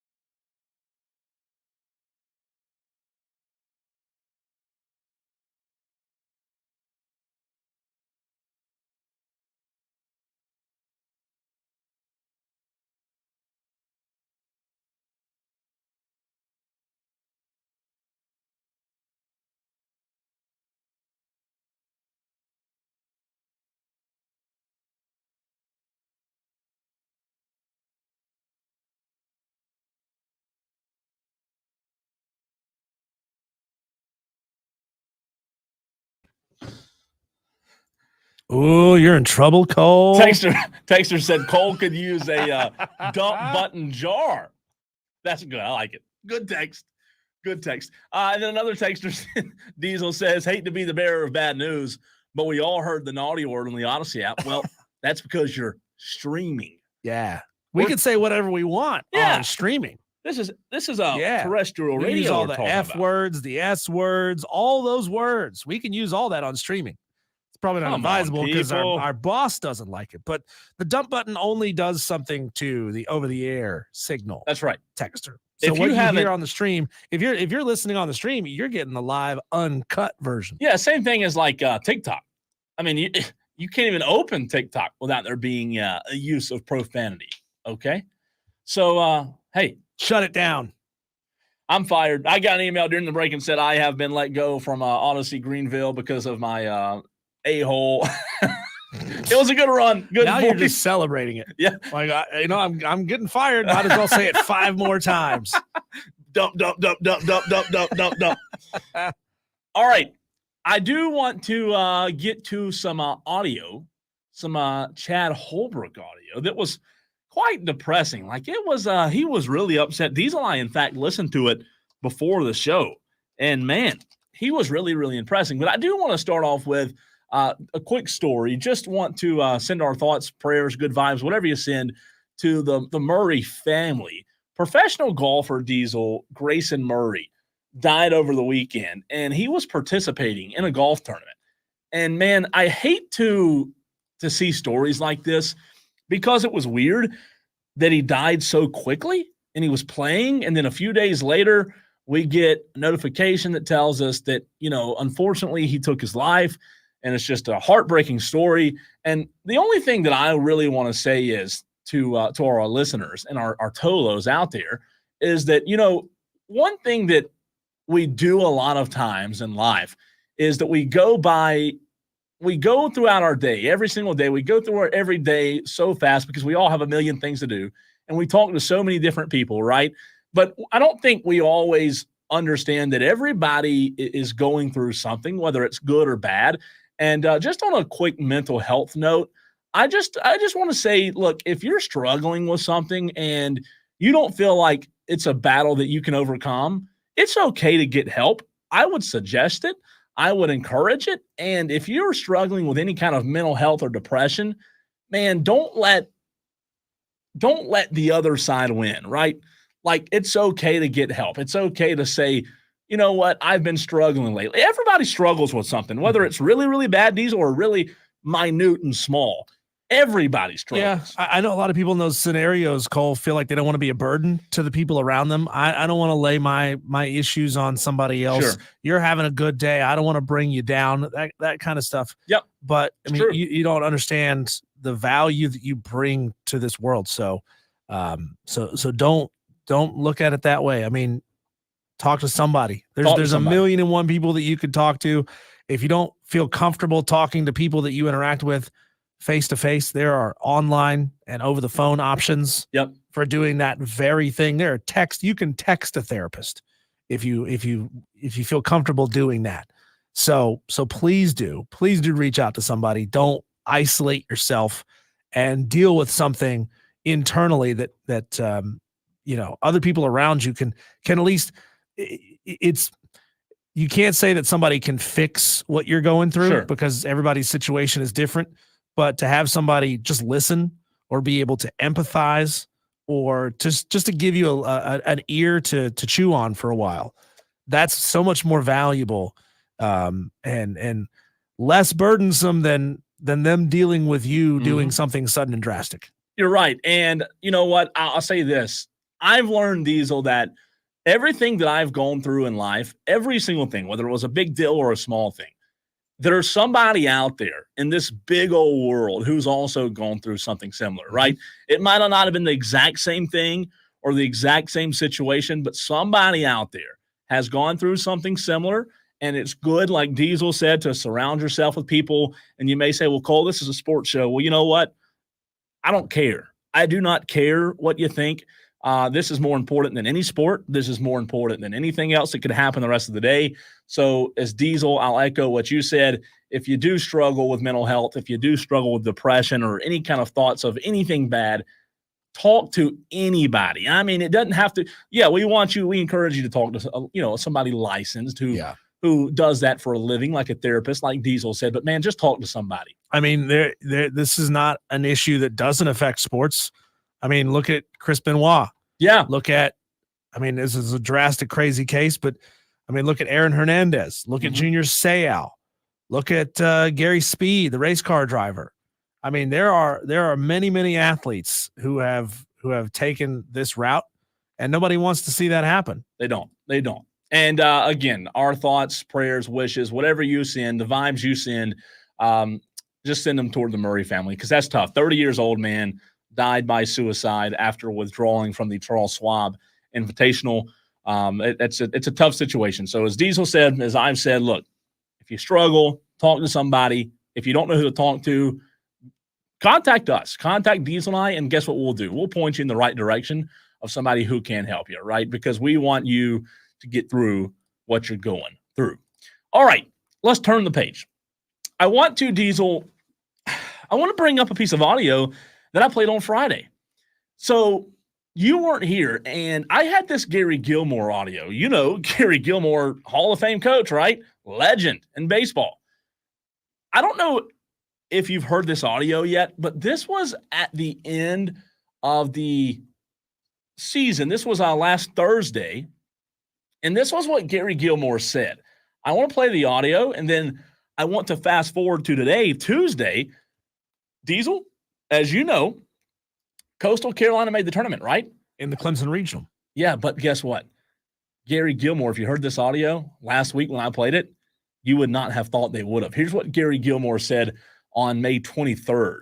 We had 1 million opportunities. We left 13 guys on base. We hit 4, all 4 of them scored. It's kind of been who we've been for like 2 months. It's just frustrating. If we pitch good, we don't hit. We hit, we don't have enough pitching to hold it. So it's just kind of who we've been. I have wonderful kids. I love them to death. They're great. There's just like a piece missing. I've been blessed in life to coach some great teams, and great teams have done something. There's just something in here that we have tried to fix all year long, and I'm just not a good enough coach to fix it, and that's the bottom line. Thank Coastal for allowing me to coach for 29 years, and all the players and the coaches and everything is going to be a weird feeling to start being on vacation tomorrow. What coach you working? Newsflash, Gary Gilmore, you're not starting vacation tomorrow. Diesel, is that not like, to me, I played that on Friday and we all said the season was over. Yeah. Coastal wasn't getting in. He seems like a guy who knows that his time is done, knows that he's not coaching another baseball game, and to get the shock of being placed into a regional. Is that here's the $1 million question. And I'll give you my opinion, but I want to hear yours first. Is that a bad look for Gary Gilmore to count the chickens, or I guess count out your team? I mean, to be emotional, I don't think the team is going to respond very well to that. I mean, how do you face your players in a locker room and they say, Coach, I know you thought this was over, but like, why would you say those things about us? Why would you say that we're inconsistent? Why would you say that? I mean, look, he's not saying anything that the team probably doesn't know. Sure, right? Sure. I mean, how many times have these hitters hit well and they're frustrated that the pitching can't keep them up? Or how many of the pitchers are frustrated that they can play a really good game, or they can pitch a really good game, and the offense just can't get it done for them and back them up? I mean, it's not like these kids are stupid. They understand. They understand what the team is. But I mean, that just erodes the confidence in your coach. I agree. Going down the stretch, that's tough when you still got to play games. That is tough. So Diesel, I think the wrong team got in. I really do. Here's another coach in the state, Chad Holbrook, who was at South Carolina. Do you know that the Florida Gators, who went 28-27, almost 500, got in? College of Charleston. And you're going to hear this audio from a very emotional Chad Holbrook. College of Charleston did not. They checked every single box, and they did not get in. And I'm here to tell you, I think they got snubbed. I think the College of Charleston got snubbed. Here was Chad Holbrook, Diesel, immediately after yesterday's selection show. I know I should take the high road a little bit more than probably I'm taking it right now, but I'll fall on the sword for my players. And they deserve better. This is hard, isn't it? I'm fast forwarding because he's so emotional. You can hear it in his voice. 24 hours a day, 7 days a week. And have someone in a room that hadn't seen us play to tell us we're not good enough is asinine to me. And again, I was a coach that got fired for going 13-17. I know what a mediocre regular season is that many teams that got in had. And we had a phenomenal regular season, and it was ignored. And, there are teams that got in today that probably sent their players home because they knew they didn't probably deserve to be in. And our kids were denied a chance to keep playing. And 28-5 their last 33, won the regular season. Regular season doesn't matter? Oh, he said it did matter. Now it doesn't matter when it comes to College of Charleston? That is unbelievable. 41-win team. 28-5 over Left their last 30? 21-5 in conference, 24-9 at home, 15-5 on the road, 2-0 at neutral sites. How does that happen? Like, where do they go wrong? Why can't I do wonder, Cole, why conferences cannot essentially protest an elite team like College of Charleston. And we see it every year, right? With the NCAA basketball selection show. Sure. Good basketball teams not getting in. There'll be a year where the best team in the league in a one-bid league doesn't win their conference tournament, and then they're just snubbed. They're left out because, well, it's a one-bid league. Sure. It's always been a one-bid league. There's nothing we can do about it. Yet they put in, teams that are 500 or barely over 500 in a power league. And the argument always comes back to the same thing. Well, it's tougher to go 500 in a power league than it is to be elite in a small conference. No, I want elite teams. Yeah. That's why I want an overhaul in the way they choose the selection for the NCAA tournament. Every time I bring it up, though, I get laughed at. I get run off the stage. Yeah. For saying things like every conference should get 2 teams in. I think it's bogus what happened to College of Charleston, and I do hope that what are they in the Big South? Mm-hmm. I do hope that the Big South files a formal complaint to the selection committee. It's ludicrous what happened here. And the argument will always be, well, wouldn't a 500 Florida team beat College of Charleston? I don't think so. Not in baseball. You don't know. That's what makes baseball so man. great. That's what made college baseball so great, is that everybody's operating on as level a playing field as you can because no one is getting a full ride scholarship. And I'm sorry, they're in the CAA. Excuse me.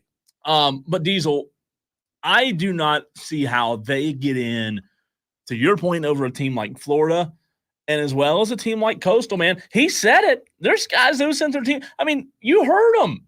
Gary Gilmore said the season's over. I'm going on vacation. So that is such a bad look for the committee. But you know what, man? The worst part of it, Diesel, is nothing will ever happen. It'll get swept under the rug and nothing will come from it. Well, but I hate it for Holbrook. There's a situation, Cole, that happened very similar to the Campbell who should have hosted. Was it last year or the year before? It was last year, I believe. Last year. I know what you're talking about. Well, the same thing happened. The Texas A&M regional. Texas A&M is hosting the regional, even though they're not the 1 seed in the region. And I think that kind of stuff is BS, man. I don't like it. Hey, when we come back, Cole, let's turn it from something negative to something happy and fun. And I tell you about a wild story out of the state of North Carolina and what you would do sports-wise with a sudden financial windfall. That's coming up next here on the Fan Upstate 97.7 FM in Greenville, 97.1 FM in Spartanburg, everywhere you are on the free Odyssey app.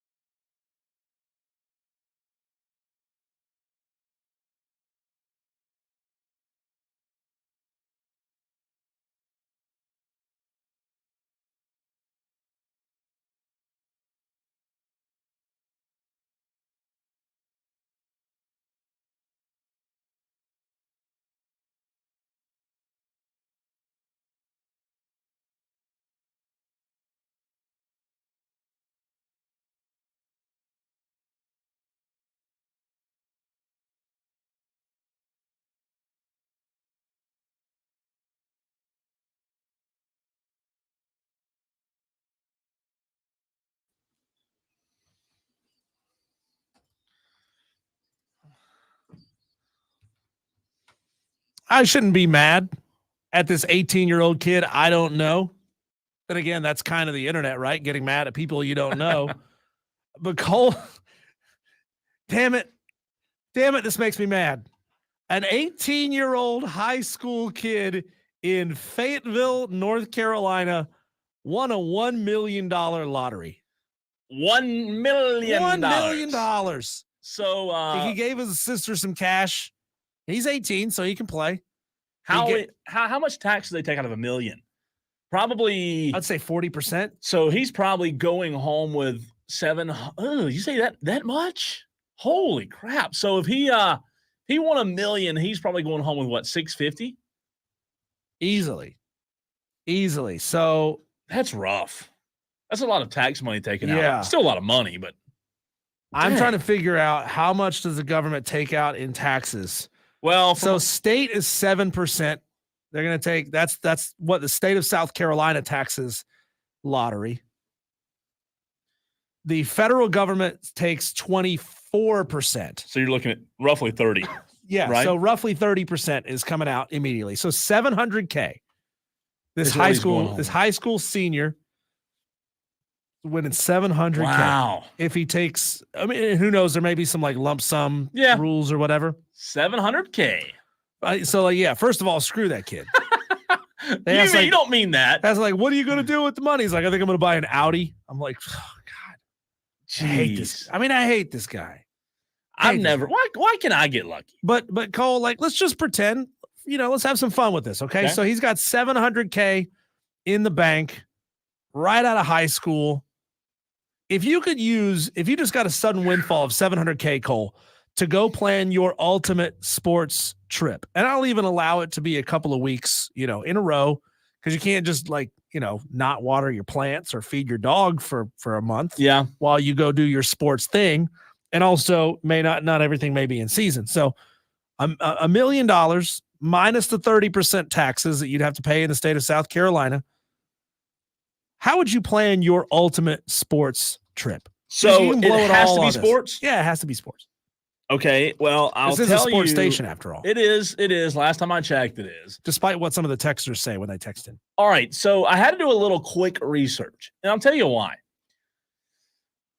If I'm going home with $700K and you say it has to be spent on sports, I'm going NBA Finals, and I'm sitting courtside for all 7 games, hopefully, Boston versus Dallas. Courtside, that would probably cost me $43 or $46 per ticket. So you do the math. 100? $46,000. What? Per ticket courtside. What? NBA Finals. So let's take 46 times 7. Do you have a calculator on you?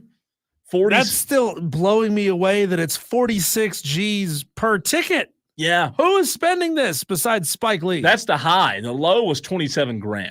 Okay, so let's just call it in the middle. Yeah, let's call it 30. 30. 30 times 7. 30 times 7.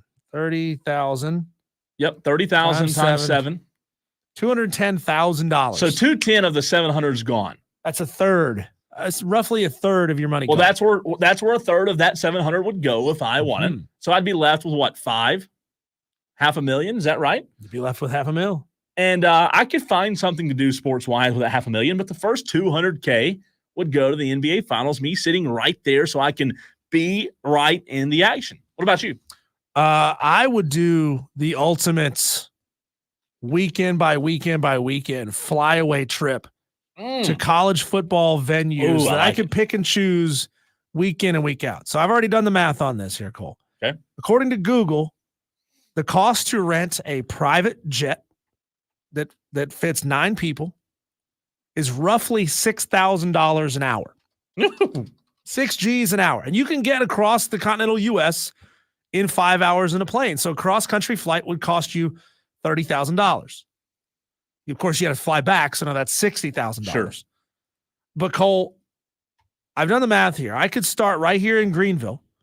I could catch a game at Clemson. I could catch a game at South Carolina. Then I could fly to an SEC game in less than an hour. So that's $6K. Go catch a second game. So a noon kickoff. Hell, I could drive down, catch Clemson, Georgia at noon. God, Fly somewhere in the SEC, maybe catch like Kirk Herbstreit. like Ole Miss, somebody, or A&M, Notre Dame. Mhm.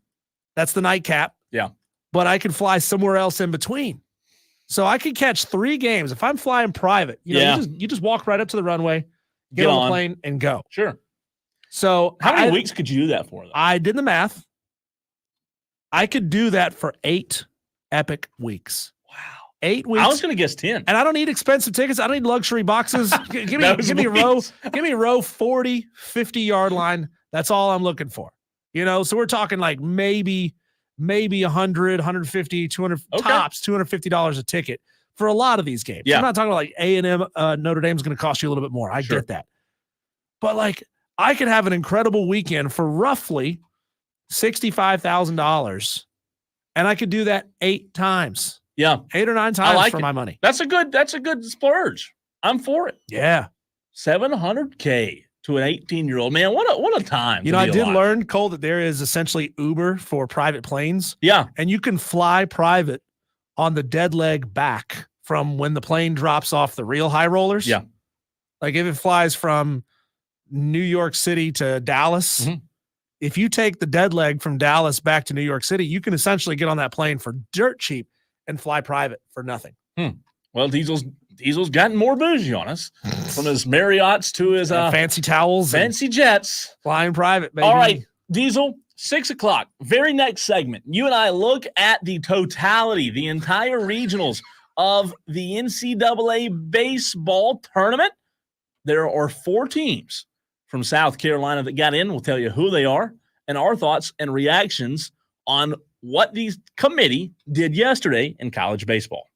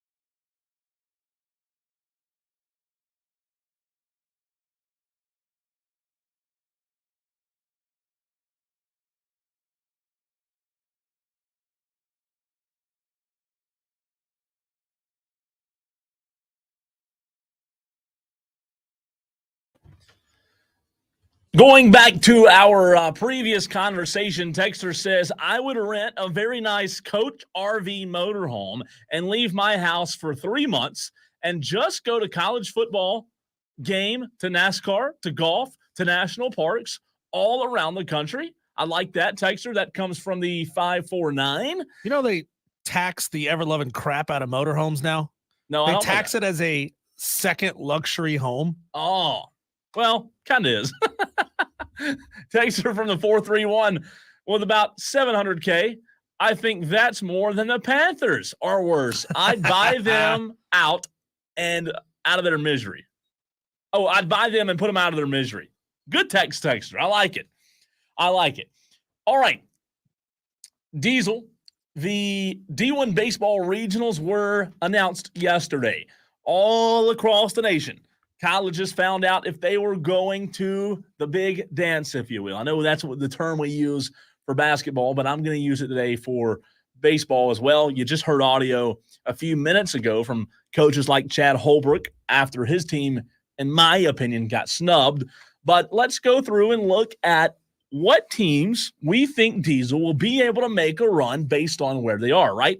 We say it all the time that situations matter. Mm-hmm. Where you are matters.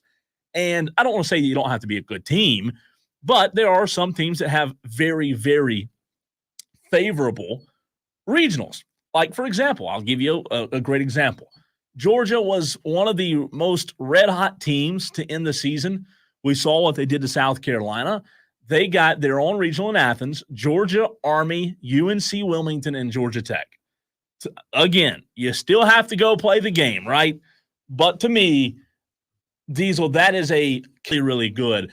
So where you get put really, really matters in a good way, and also could be in a bad way as well if you're going up against some tough teams. I would agree, Cole. And as we scroll down, you look at the Bryan College Station Regional. Yeah. Texas A&M is hosting. They've got Grambling. Oh. Louisiana is going to be a tough out in that regional. Louisiana is a really tough team. So they're going to have Texas in their regional. That's a tough as regional. well. That is a very tough regional. That's tough compared to like Athens. Yeah. So you got A&M, Louisiana, and Texas in that regional, and somebody's got a sense of humor putting Texas in there with Texas A&M. I love it. That's going to be a tough one to get out of. It is. The Chapel Hill regional is brutal if you're Wofford. How about them T-Dogs, Yeah, they got baby? to take on LSU. And then, oh, by the way, they've got North Carolina on the other side of the bracket. That's going to be a really hard one to come out of if you're not North Carolina or LSU. Well, LSU can put up the runs. North Carolina has the pitching. I don't know about Long Island, but I do know that if you're Wofford, listen, you made the regional. Fantastic. Congratulations. Heck of a year. Todd Interdonato, the former coach, now at Boston College. So you have some new regime in Spartanburg. Congratulations. I guess it's a win getting there, and it would be icing on the cake, Diesel, to get one win. Maybe you get matched up with Long Island, you knock them off. But that is tough for Wofford. That's a really tough one. Not much interest for me in Charlottesville. Virginia, Penn, Mississippi State, and St. John's. Again, to me, looks like Virginia, Cupcake Regional. Mississippi State's a good team. They really are. But I think I like Virginia there. I wouldn't be surprised if Mississippi State gave Virginia a game. But, Penn, St. John's, doesn't really move the meter for me. Yeah, you really got to look at who's the 3 seed in these regionals and kind of get a good sense of, all right, is this regional really 3 good teams deep, or is it really 1 and 2? For some odd reason, they've got Penn listed as the 4 seed. They got Penn and St. John's both listed as the 4 seed in this regional. I don't think that's really possible. That's a weird one. But, yeah, this is not a 3-deep regional. Well, how about Diesel, the number 6 national seed, Eric Bakich led Clemson Tigers, hosting High Point on Friday. That's a 1 versus a 4. And then the 2 and the 3. Vanderbilt and Coastal Carolina. I like this. I like it. I think this one's going to be, not a cakewalk, what's your name? Especially considering how up and down they've been over the past couple of weeks. But Vanderbilt is not the Vanderbilt of old. Coastal is not the Coastal of old. We heard from his coach, from their coach in the very last segment, who was ready to put on his flip flops and size his Tommy Bahama T-shirt and get out there on the sand somewhere. So I think Clemson, they may face some good opposition out of Vanderbilt, but they're not going to face elite opposition out of Vanderbilt. This is a 2-deep regional. Should be relatively easy for Clemson to come out of it. Are you implying that Gary Gilmore was on the way to the nearby Wings? Is that what those stores are called in Myrtle Beach? The Wings. Waves. Yeah, let's get that guy an airbrush T-shirt and a hermit crab, because that's where he is in his mind right now. That is funny. That is funny. You think the season's over, and then all of a sudden, just when I thought that I was out, they pulled me back in. Hey, by the way, caller, I could not get you. I think you had a little bit of bad service, or it might have been connection on my end, but try us again. Yeah, we have been having some phone issues today, so bear with us a little bit. Diesel didn't pay the bill, man. I told him to pay the bill, but he didn't pay the station bill. So when you look at Clemson's regional, Vanderbilt, I have seen Diesel something on social media over the weekend, really in the last 24 hours, that doesn't surprise me, but there is a contingent of Clemson media who is kind of acting like this is the Vandy of old. I saw some very negative comments about how Clemson get put in the same regional as Vandy. Listen, Vanderbilt still, they still have the respect with Tim Corbin. They still are a really good team, but this is not the Vanderbilt of old from a few years ago that couldn't lose, right? I don't think this is a big of a deal as people think. Vanderbilt, remember, 38-21 overall, but in the SEC, Diesel, 13-17. Very comparable to South Carolina's SEC record, right? 13 conference wins. They were not good on the road, 4-12 on the road this year. I don't know that Clemson fans should be scared of a team like Vanderbilt. Should they? Or am I wrong on this? Well, we're going to come back to that same conversation. Is a middle-of-the-road SEC team better than an elite ACC team? That's ultimately what we're going to find out. I mean, the conference RPI would suggest that having a 500 or near 500 record in the SEC is better than having a much better than 500 record in the ACC. Texter from the 297 says Vandy is a tough matchup. Another texter says Clemson has been playing like dog crap. While I would agree, texter, that Clemson has not been playing the best, I would not say they've been playing like dog crap. You have to remember, during the ACC tournament, Diesel and I had the audio on Thursday. Eric Bakich basically said, and I'm not paraphrasing, I'm summarizing. Eric Bakich basically said, Diesel, and tell me if I'm off on this, these games aren't the games we're trying to win. We're saving our pitching for next week, right? Right, he did say that. So to say they're playing like dog crap, maybe a little bit of a stretch. I do think Clemson has a pitching issue. I don't think it's a huge concern right now, but I do think it's a minor issue because there have been way too many runs allowed. And yeah, you listen, Clemson homers, you can throw out all these stats about how when it comes down to pitching, your stat. I heard them. We heard them last week. The guest, I get it. But at the end of the day, you're allowing way too many runs. And in order to make a run to the Super Regionals or Omaha, you better get a little bit better. You better get the most. You better get something a little bit more out of your staff because you can't allow these amount of runs that Clemson has. Well, Cole, you can't blow smoke and hype up how good of a regional win it is if you don't also blow smoke and hype up how good Vanderbilt is. Texter that was talking about, and by the way, I agree with you, Diesel, but the texter that was talking about Clemson been playing like dog crap says they got waxed by Miami and needed the bottom of the eighth or bottom of the ninth comeback to beat Louisville. Texter, listen to me. You did not have your best pitching out there. That really, in baseball, really does matter, right? It helps to have your best pitching. And it was meaningless baseball. With pool play, the way you told me, I hadn't really wrapped my mind around how pool play works in the ACC tournament. When you explained to me, well, yeah, they won their last game, but then that was it. Like, it didn't matter. It didn't matter because they lost their first game. I was like, I stared at you with my mouth open, like, what? This is the dumbest thing. You don't win and keep playing in the ACC tournament? Are they aware of what a tournament is? I don't know why the ACC does this. I really don't. So stupid. The SECs and everybody else, it's great. And look, I respect Don Munson a lot. We had him on the show early last week to talk about it. Mm-hmm. I think he's flat out wrong saying that this is a good structure. It's not a good structure. The ACC's baseball tournament structure sucks. It's not the greatest, and it's not the hello. You play to win the game. Yeah, you would think. You would think so. I'll tell you one I think that is interesting. As you look down throughout the rest of the regionals,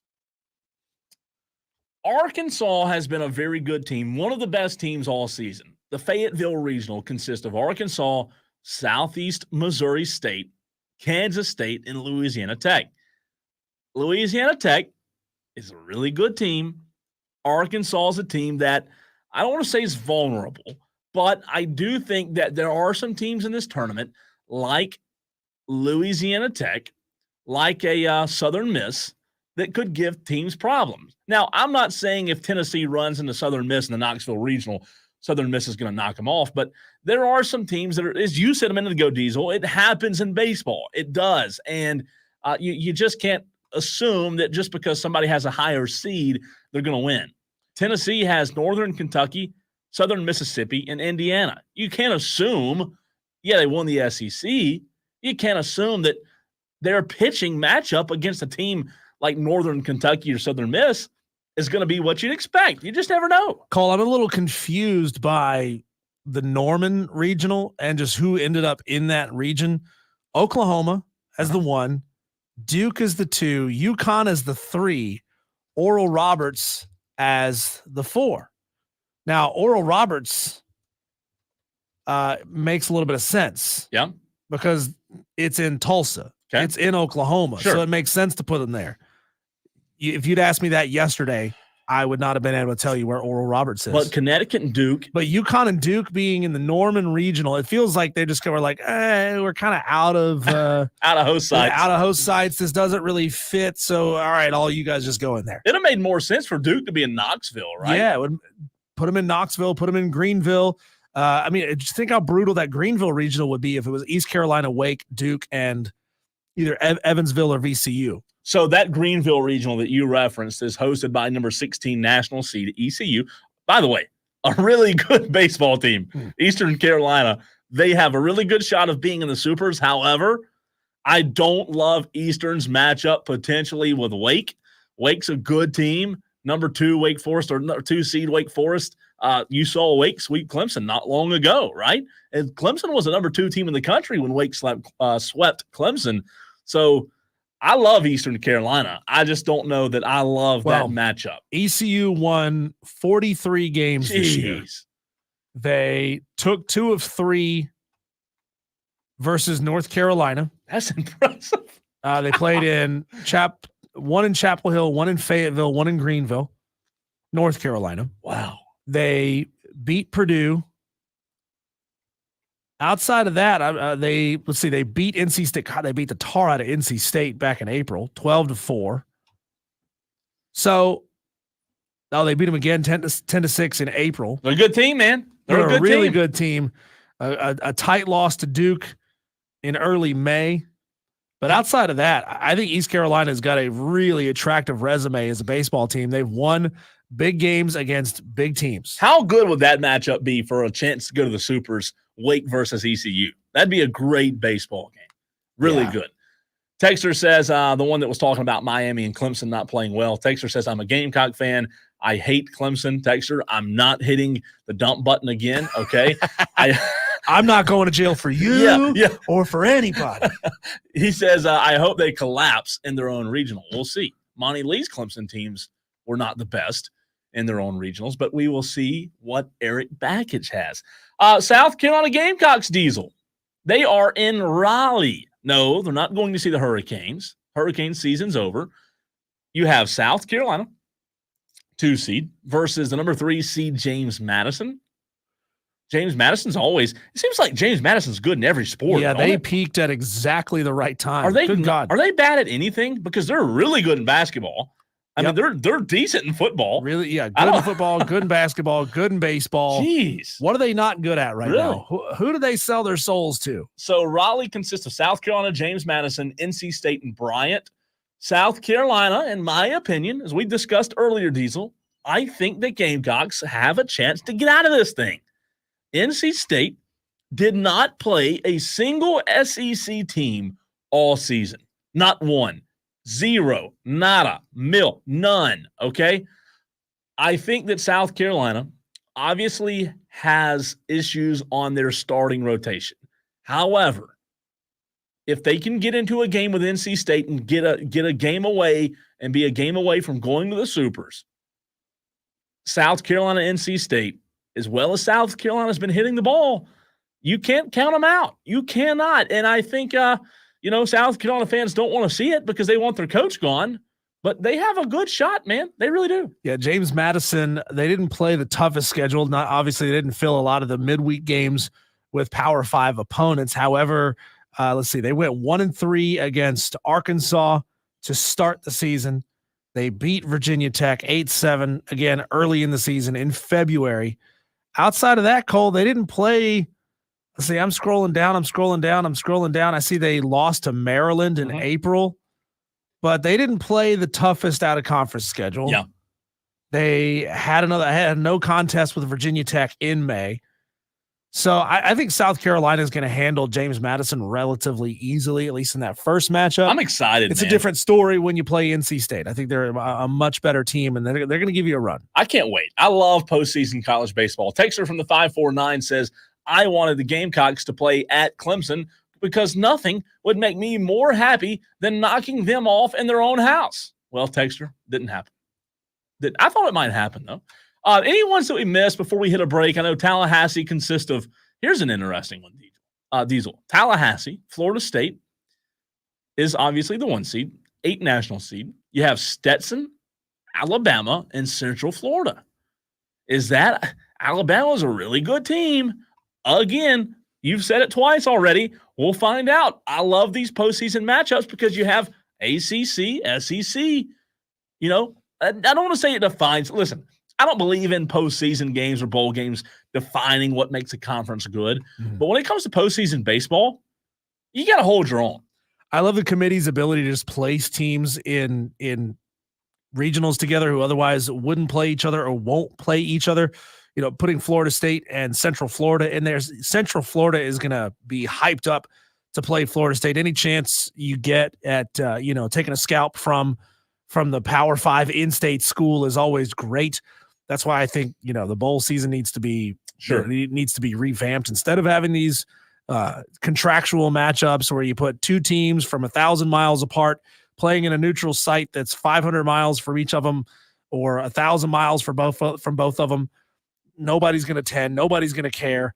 I love these in-state matchups. I want to see them as much as I possibly can. I think college football with the non-playoff bowl games could learn a thing or two from the way college baseball sets up their regionals. Last thing from me on this segment, Diesel, a couple of quick notes. These are really good nuggets about this year's tournament, okay? It is possible that we could see a repeat champion. Reigning champion LSU, who won it all last year in a blowout game, we remember. They are in the field of 64. The sport of college baseball, Diesel, has not seen a repeat champion at the D1 level since 2010 and 2011. Guess who? The South Carolina Gamecocks were the last team to repeat. The SEC also set an all-time record with 11 tournament teams. In the tournament, there were 3 teams this year that appeared for the first time ever. High Point, Niagara, Northern Kentucky, all appearing in the D1 tournament for the first time ever. Last nugget, Vandy, who's in Clemson's regional, Diesel. Vanderbilt owns the longest active streak of tournament appearances. This year's bid pushes that to 18 straight appearances. Is that not wild? 18 straight college baseball tournament appearances? That is so – Tim Corbin, the job that he's done, by the way, who was an assistant at Wofford College, he's done an incredible job. And 18 straight tournaments. That is hard to match. We have a texter here who asks a very real question. Why is the Big Ten so bad at baseball? Texter, the Big Ten only got 3 teams in to postseason play, and they don't have a single host. Nebraska's a 2 seed, Oregon's a 3, Illinois is a 3. Baseball is dominant in the South. In the South. There is something to be said, texter, for the ability to practice outdoors year round, to not have to shovel snow off the field anytime you want to go run the bases. I mean, you can set up bases inside somewhere, and I'm sure some of these schools have invested in indoor practice facilities, and they have the ability to put bases down in the turf somewhere, but it's just not the same. Not the same. It's not, and especially speaking from my school, my only perspective, with cold weather climate, you got to start a lot of the season on the road. So you end up losing. You have a tougher road, playing a lot of road games early because it's still too cold. I don't know if you know this, texture. It ain't fun to play baseball in Minnesota in February. And so because of that, you can't put the same investment in baseball. Like, people don't realize that. You can't invest in it when you, like you said, have to worry about freaking sleet and snow every day. It's tough. Yeah, this isn't Grapefruit League or Cactus League. Yeah. Where they're out, playing in Florida or playing in Texas or Arizona or wherever to start the season. Sure. I mean, looking at Minnesota's schedule, they're playing on the road. Oregon State, in Arizona. They're playing in Florida, California. When did they play their first home game? I'll guess April 30th. I had it and then I lost it. Where did it go? They didn't play a game in Minnesota until March 15th. Oh, I was way off. St. Olaf College. And then they went right back on the road and were playing games in the state of North Carolina. So they don't play a whole lot of games up north early. You don't get all that home field advantage that you get if you're playing in South Carolina or in Georgia or in Texas or in Florida. When we come back, Cole, we're going to keep it on the diamond. We're going to go to the pro level and talk to our good friend Jake Mastriani of Locked On Braves. Find him on Twitter at ShortstopBall. We talk all things Braves. Why is the injury bug catching up to them so badly, and how much faith does he have in the Braves to turn it around? Still now with about 2/3 of the season to go. That's on the other side, right here on the Fan Upstates.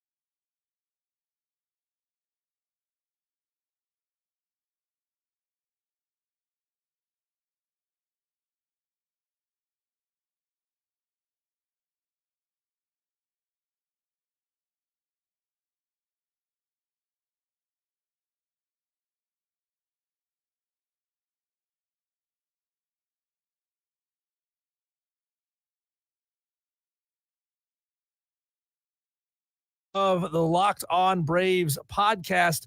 Jake, we appreciate your time today. Can you make us feel maybe just a little bit better about what we're seeing over the past 5 or 6 games with all of the injuries? Yeah, I mean, that's the one thing I can say is you're getting Austin Riley and Sean Murphy back, and hopefully that's going to help get an offense going. It's been rough, even with Ronald Acuna Jr., and certainly I would rather have him than not. But, I think this offense still has plenty of talent there and is capable of still accomplishing all the goals that they set out to. And just you lose Spencer Strider, you lose Ronald Acuna Jr., that's going to make it a lot harder. But, this is why they were one of the favorites coming into the season, because it is such a deep team, and they're probably one of very few teams, maybe them and the Dodgers, that can lose their best pitcher, their best position player, and still have a talented enough team to be able to get to the postseason and possibly win a World Series.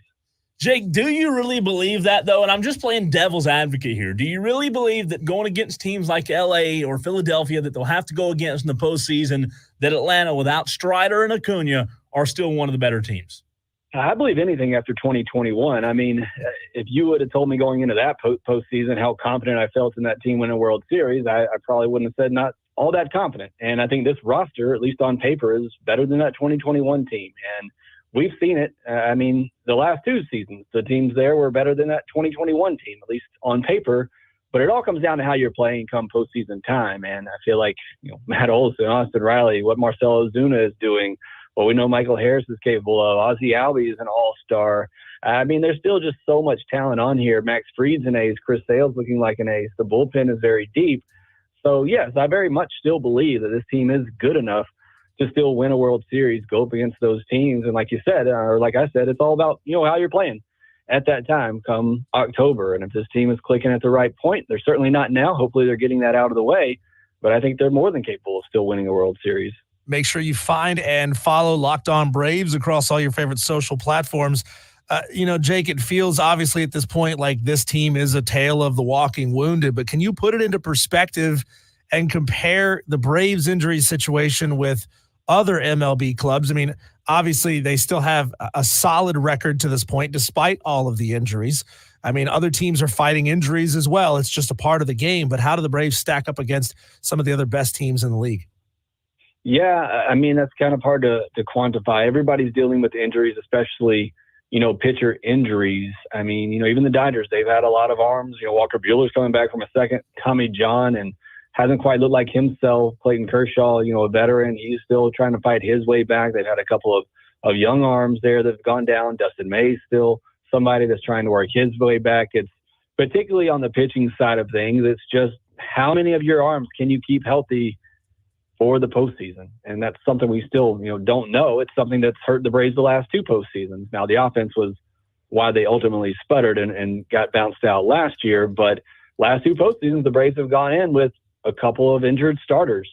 And it's all just kind of timing and making sure that you keep your guys as healthy and as fresh as you can for that postseason run. But injuries in general in baseball are up more than we've ever seen, particularly pitcher injuries. I know we've talked about that on here before, just the fact that pitchers are doing things we've never seen before. And it's why you always have to have arms available and coming up ready to go. See, the Braves are calling up prospect Spencer Schwellenbach to start on Wednesday.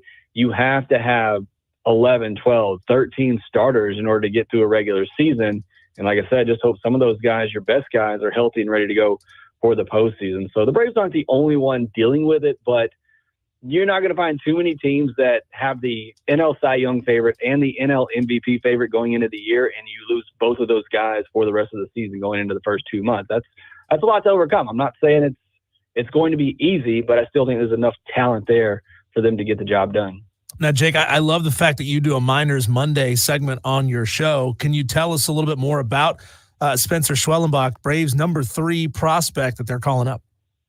Yeah, I love Spencer Schwellenbach. I had him rated as my number 4 prospect coming into the year. I was really impressed. I usually go back every offseason and just do a deep dive on all the Braves prospects. I don't have a lot of time during the season to really watch them, but I had Schwellenbach as my number 3 behind Smith Shawver, Waldrop, and J.R. Ritchie, who's out for the season with Tommy John. But I really love the control from Spencer Schwellenbach. He's somebody, he was a 2-way player in college at Nebraska that had a really good arm, and for them, he'd come in and close games out. So it's another one of these guys the Braves kind of took a flyer on as somebody they thought had the athleticism to make it on the mound as a starter. And he's blossomed and he's taken off. And it's just a really good feel for a fastball that's, sits mid-90s, but he can get it up into the upper 90s. So he has a lot of velocity. He has a good slider as well, a really good pitch for him. A good changeup that I thought was really impressed with on some of my watches, again, when I was watching him last offseason. He's been off to a great start this year. He started the year in high A, which I was a little surprised just because he is older. I mean, he's older than A.J. Smith-Shawver. He's 23, like I said, being a college guy. So they started him out at high A, and there he was just ridiculous. But they moved him up to double A, where he's been even more untouchable. 13 innings at double A, 5 hits, 17 strikeouts, just 1 walk. So really good control. The one question about him coming into this season, he hadn't struck out a ton of batters so far professionally. 65 innings last year, just 55 strikeouts. He's been doing that more this season, but still it's a 207 opponent's batting average against last year. It's just 215 this year. So just a guy with really good stuff, good movement, good command, doesn't give up a lot of hits. So we'll see what he can do. It was a bit surprising that they called him up. I did not see that coming. Thought maybe they would give Hurston Waldrop a chance first, but maybe just with the way things lined up with where they were in the rotation, going to give Schwellenbach a chance. So excited to see what he can do. Jake Mastriani, Locked On Braves, joining us on Wire to Wire with Cole and Diesel. Jake, what do you think about the free agency market now? With Strider going out early in the season, a lot of Braves fans were asking, do you go get someone in the free agency market or acquire someone via trade? Now that you lost your best player, do you really consider that? So free agency is obviously very hard to predict right now, especially for starting pitchers. But I think if Alex Anthopoulos is going to do anything to upgrade, either of those spots, and we don't know what the future looks like for Ronald. We know he's out the rest of this year, but hopefully we'll back some point next year. And again, that could be a long process for him coming back from that, as we saw the first time around when he tore the ACL on the other knee. So if Alex Anthopoulos is going to make a move to upgrade either of those spots, to my mind, it's more likely that he goes the trade route. It's more likely that he uses the depth of young pitching prospects that they have, whether that be a Smith-Shawver, a Waldrop, a Schwellenbach, a Ritchie, an Owen Murphy. I mean, they just have a long list of really good pitching prospects that I think they could use to go out and get somebody, who has more of a track record and somebody that they can stick into the rotation long term. So I'd be looking for arms at this deadline and maybe even in the offseason, guys that have years of control, because that's really what you're wanting right now, because you don't know the future of the rotation without Max Fried, without Charlie Morton, and not really knowing the status of Spencer Strider, when he can be back to looking like Spencer Strider. So Alex Anthopoulos, I trust him wholeheartedly. He's obviously done an amazing job here. So I'm sure he is turning over every stone right now, trying to find the answers. Jake, tell us about the dynamic between Alex Anthopoulos and Brian Snitker. How does Brian Snitker, is he the type of manager that wants to be left alone to figure things out and shake up his own lineup his own way? Is Alex Anthopoulos a little bit of a hands-on guy? Is he a laissez-faire, hands-off-the-wheel kind of thing? Who is pressuring who right now to make moves? Yeah, I mean, if you believe Alex Anthopoulos, and I do, he generally says he leaves all that to Brian Snitker. He brings the guys in, and then he lets Snitker decide what to do with them. Now, how much I genuinely believe that, I don't know. I think they're certainly, with the way analytics are today, that's got to play into it. But, I mean, Snitker generally, as long as everybody's healthy, he puts out a lineup, and that's the lineup for a while. It's not like he is changing things up every day to play matchups, which would tell me that Snitker is the one pretty much controlling the ship, at least as far as the lineup goes. Now, he's going to have to figure some things out here with Ronald, who's a mainstay at the top of your order, and that's going to force him to kind of switch things up a little bit. But from what you hear from Alex Anthopoulos is, he is just his main focus is to bring in the guys who, not only fit with what they can do on the field, but fit in the clubhouse. And then he leaves it up to Snitker and that coaching staff to put things together. And Snitker has a good coaching staff there. I know they lost EY, I know they lost Wash, but still a lot of really good managers there. Walt Weiss, who's been a manager himself, still helping Snitker in that regard. So I believe he mainly leaves it up to that coaching staff to put things together. Jake, how much concern do you have when you discuss A.J. Smith-Shawver and his injury history? I mean, not too much for him. I mean, he's still a young kid. He doesn't have a lot of mileage on the arm, and it's not like it was a shoulder or an elbow or anything. It was an oblique that he had. So I don't know what's going on with the obliques this year for the Braves. Maybe that's something that needs to have a deeper dive into, but I'm not overly concerned about it. I mean, he is somebody, like I said, doesn't have a lot of workload under his belt anyway. So there was probably a spot this season where the Braves were maybe going to dial back his innings some. So this kind of helps in that. Of course, at some point you want to see him be able to get that innings limit up and be able to go beyond, 100 innings and more, which he hasn't been able to do yet. So, but I'm not overly worried about A.J. Smith-Shawver. You hate it, the timing of it, because it looked like he was going to get another opportunity, and I was very impressed with what I saw from him. So certainly hate it for his sake, but I think he'll be okay long term. Jake, I give you a lot of credit for, to this point at least, not piling on, Angel Hernandez and his retirement. It seems like taking shots at Angel is like grabbing the town doorknob. Everybody gets a turn. So credit to you for not going there yet. But I do want to ask you your opinion thus far of Chris Sale. He's a guy who was seen as a guy who had a lot of potential if he could stay healthy. And boy, has he. He's only gone 8-1, 2.1 ERA, 78 strikeouts. I mean, it's still early in the season, obviously, but has what we've seen from Chris Sale so far really surprised you? It surprised me in the sense that he's a Cy Young candidate. I didn't think he would be that. Now, the underlying metrics that I saw when the Braves made the move from him, the underlying metrics I saw from what he did with the Red Sox last year told me he still has really good stuff and he has the ability to be a really good pitcher. The only real question mark that I had coming into the season was, could he stay healthy? And to this point, and again, it's very early, he has proven that. But, if you had asked me beginning of the year, do I think he's going to be, a Cy Young contender, 2 months through the season, I probably would have said no, but I think he's still going to be a very good, mid threes, maybe high threes ERA type of pitcher. And he has certainly been even better than that. So I'm not surprised by the fact that he's still a good pitcher, but the fact that he's been, a Cy Young contender is a bit surprising. And again, where would this Braves team, this rotation be without, the move or the trade for Chris Sale and the signing of Ronaldo Lopez, two guys that have been huge. The Braves have needed starting pitching to step up with the way the offense has been going here for the past month. And those two guys in particular have done a great job. Jake, one thing that I really find interesting is that, for the past 6 to 8 years, after the rebuild, we've seen what is the prime Atlanta Braves right now. And we know that in 2021, AA made a lot of moves midseason to bring guys in and ultimately help them win the World Series. But the last few years, even with the talent that Atlanta has had on their roster, what can you put a finger on in terms of the exact reason that you think Philadelphia looks to be the thorn in the Braves' side? And I guess the second part of that question is, could you see them being that thorn again this year? Certainly could. The Phillies are a great team. I said that coming in. I feel like a lot of people were pointing to the Braves and the Dodgers, and rightfully so, but a lot of people were leaving the Phillies out, and I don't really understand that because they're a very good team, and they got Trey Turner. I mean, who I know is injured right now, but Bryce Harper, it's a really good team. And Zach Wheeler looks like the best pitcher in baseball. I mean, there's a lot of talent there. So the Phillies definitely could continue to be that thorn in the side of the Braves. Now, why the Braves haven't gotten it done the last 2 years, I mean, that's as good a guess as anybody's, because on paper, those are the two most talented teams I've seen in quite some time. And last year's team in particular was, I think, by far the best team in baseball, over 162. I don't think you'll find too many people who would dispute that.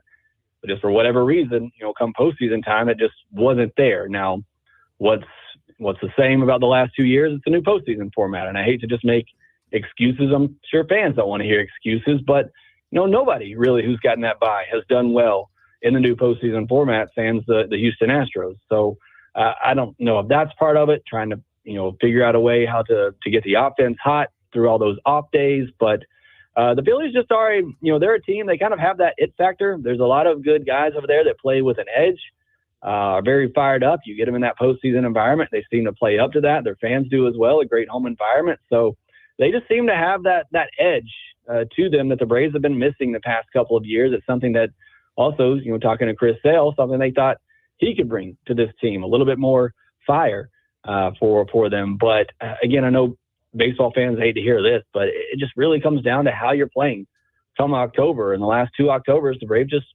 for whatever reason, haven't played their best ball playing against the Phillies. Jake, I'm going to ask you to use your imagination a little bit on this, my final question here, because I know one of these stadiums, you probably are not old enough to have ever experienced a game in it. So, but I know as a longtime Braves fan, I'm sure you've seen some photos and you've heard some stories. So I want you to power rank in their prime Fulton County Stadium, Turner Field, and Truist Park. You know, one of the great things about baseball is that it's so rooted in tradition that sometimes the older parks with less amenities just feel better to us, right? And just because Truist Park is newest and it's got all the shiny things doesn't necessarily mean that it's better. So do me a favor and power rank Fulton County Stadium, Turner Field, and Truist Park. Yeah, that's going to be tough. I've been to all three. Obviously, Fulton, I was pretty young, so I don't have as many memories there, but, you know, obviously a lot of postseason runs there, fans hanging signs over the balconies there, or not the balconies, but the concourses there is a big memory for me as a kid. But Turner Field's always kind of been where my heart is, because that's, kind of where I grew up, going to Braves games a lot more often, especially in my high school, college years. And I just love Turner Field. I love the atmosphere there. It was great. And I said Truist will never match that, but I'm starting to come around. It's a good ballpark, but what Truist has done that Turner Field just couldn't match is just the environment around it. And it's a whole different scene now at Truist, because it's not just the game. You walk outside the stadium after the game, and it's like the party continues. And, it's just a whole different vibe. It's a whole new experience going to a game at Truist. If you're talking about just inside the stadium itself during the game, I probably would prefer Turner Field. But if you're just talking about every all-encompassing, experience, Truist Park's been really great, and obviously by attendance and everybody there, everybody seems to love it and enjoy it. So I don't know if that's a cop-out answer or not, but that's kind of my feelings on it. Jake, great stuff, man. We appreciate you hopping on with us, and hopefully the Braves can turn this thing around come summertime or early August. Yeah, they usually do.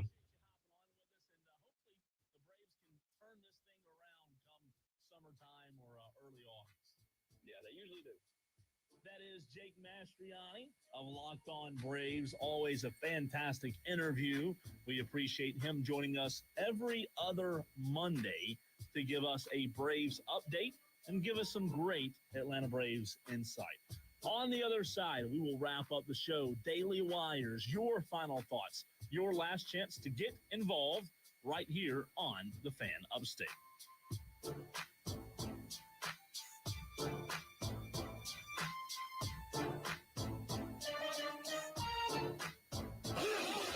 If you watch the Olympics with crumbs on your shirt and cheese dust on your fingers and say, I can do that, you're listening to The Right Show. You're going wire to wire with Diesel and Cole Bryson on The Fan Upstate. Hey, this is Diesel. I want to tell you about our great friends over at Ingles Markets. Now, I got a text message from my wife about a half an hour ago. She says, I'm not really feeling great. Could you pick up something for dinner? And that puts me in panic mode. Like, oh no, what am I going to do? Well, easy answer. So I'm going to stop by the deli at Ingles Markets, where you can get fresh, ready-to-eat, prepared meals right out of the deli case. It's absolutely fantastic. You can get rotisserie chickens. You can get fresh sandwiches, party platters for any occasion. One of my favorite things to do is to get a couple of the Asian food boxes, like General Tso's chicken or sweet and sour chicken or something like that. They've got all of that stuff ready to go. Hot prepared meals just for you inside the Ingles Deli. Now, if I wanted to go a little bit bigger than that, well, why don't I stop by the meat department and grab a nice juicy steak? Anybody feeling good? I don't know about you, Cole, but whenever I feel bad, if somebody puts a steak in front of me, I feel much, much better. And at Ingles, they only sell the top two grades of beef, USDA Choice and Prime. They also sell organic meats, natural beef. They got pork, they've got chicken. They've even got non-traditional meats like bison as well. We love our friends over at Ingles. They do a lot to support us, so we want you to support them as well. Stop by your local Ingles Markets, where you'll get low prices and love the savings. I'm Tony Desiri with your sports update on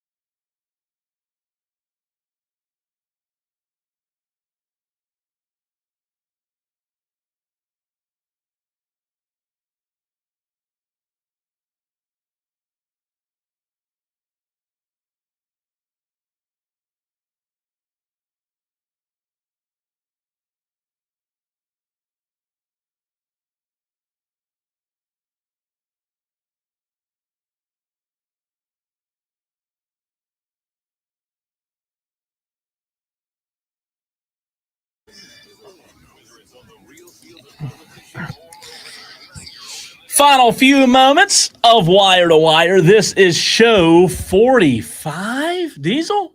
Is that right? 46. Oh, I was off by one. So you didn't count Friday because we aren't here together. That's sweet that you're not Yeah, counting I the didn't show if we're consider not the both on show. it. That's it. That's what it was. Oh. And I was just making sure you could read. So show 46, baby. 46, 46. See, we can math. We can. Mad Matt Crack. Crack. He said earlier, I'm laughing that you guys are trying to figure out how to multiply 7 times 3. Listen, I'm not a math guy. I have no shame. Hey, what we were doing was we were multiplying 30,000 times 7. Yeah, that's a lot of zeros. We're just making sure that we got the whole thing right, okay? I have never claimed to be a math guy. In fact, I struggled with math in college, Diesel. And, I have no shame. Like, I have no reason to want to be good at math. So you can have your math. Prayers for all of you trying to teach your kids core math or whatever it's called now. Yeah. Couldn't do it. Don't understand it. So I don't know if I fell for the bait or not, but during the commercial break, I had the ESPN Bet show on, Diesel.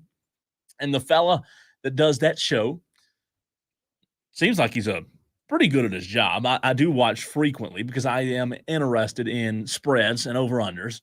He said something very interesting. We talked about Mavs Celtics tonight earlier in the show, Diesel. You and I did. The Timberwolves they're a very good team. And I'll tell you what I do think is a very likely possibility. Even though Dallas is up 3-0, I do agree with what the guy on ESPN Bet said. He said to take the Timberwolves in the money line tonight, which means the Timberwolves to win. I don't think a team as good as Minnesota gets swept. So I fell into the trap and I put a little cheese on the Minnesota Timberwolves money line, which is even money. So the amount that you're risking is the amount that you're going to win. I have a theory that a good team is going to find a way to win one game. I may be wrong, but that's what I'm banking on tonight. So we'll see if I'm right or wrong. The Braves tonight, they are, Washington. Again, Braves fell last night. Max Fried on the mound tonight for Atlanta as they take on the Washington Nationals at 7:20 p.m. They have lost 3 of the last 4. So we'll see if they can get things together. 4 teams from South Carolina made the NCAA tournament in basketball. Just getting you caught up on a few quick hitters. Diesel, the teams that made the regional: Clemson, South Carolina, Coastal Carolina, and the Wofford Terriers going dancing. Yeah, it's odd to see Coastal Carolina in this thing, and you feel for the players down there at College of Charleston. Won over 40 games, got snubbed. Man, it's tough to see that happen. Thanks for listening to the show. Thanks for watching the show. If you're doing so on any of the platforms where you can stream us, we'll be back to do it again tomorrow right here on the Fan Upstate.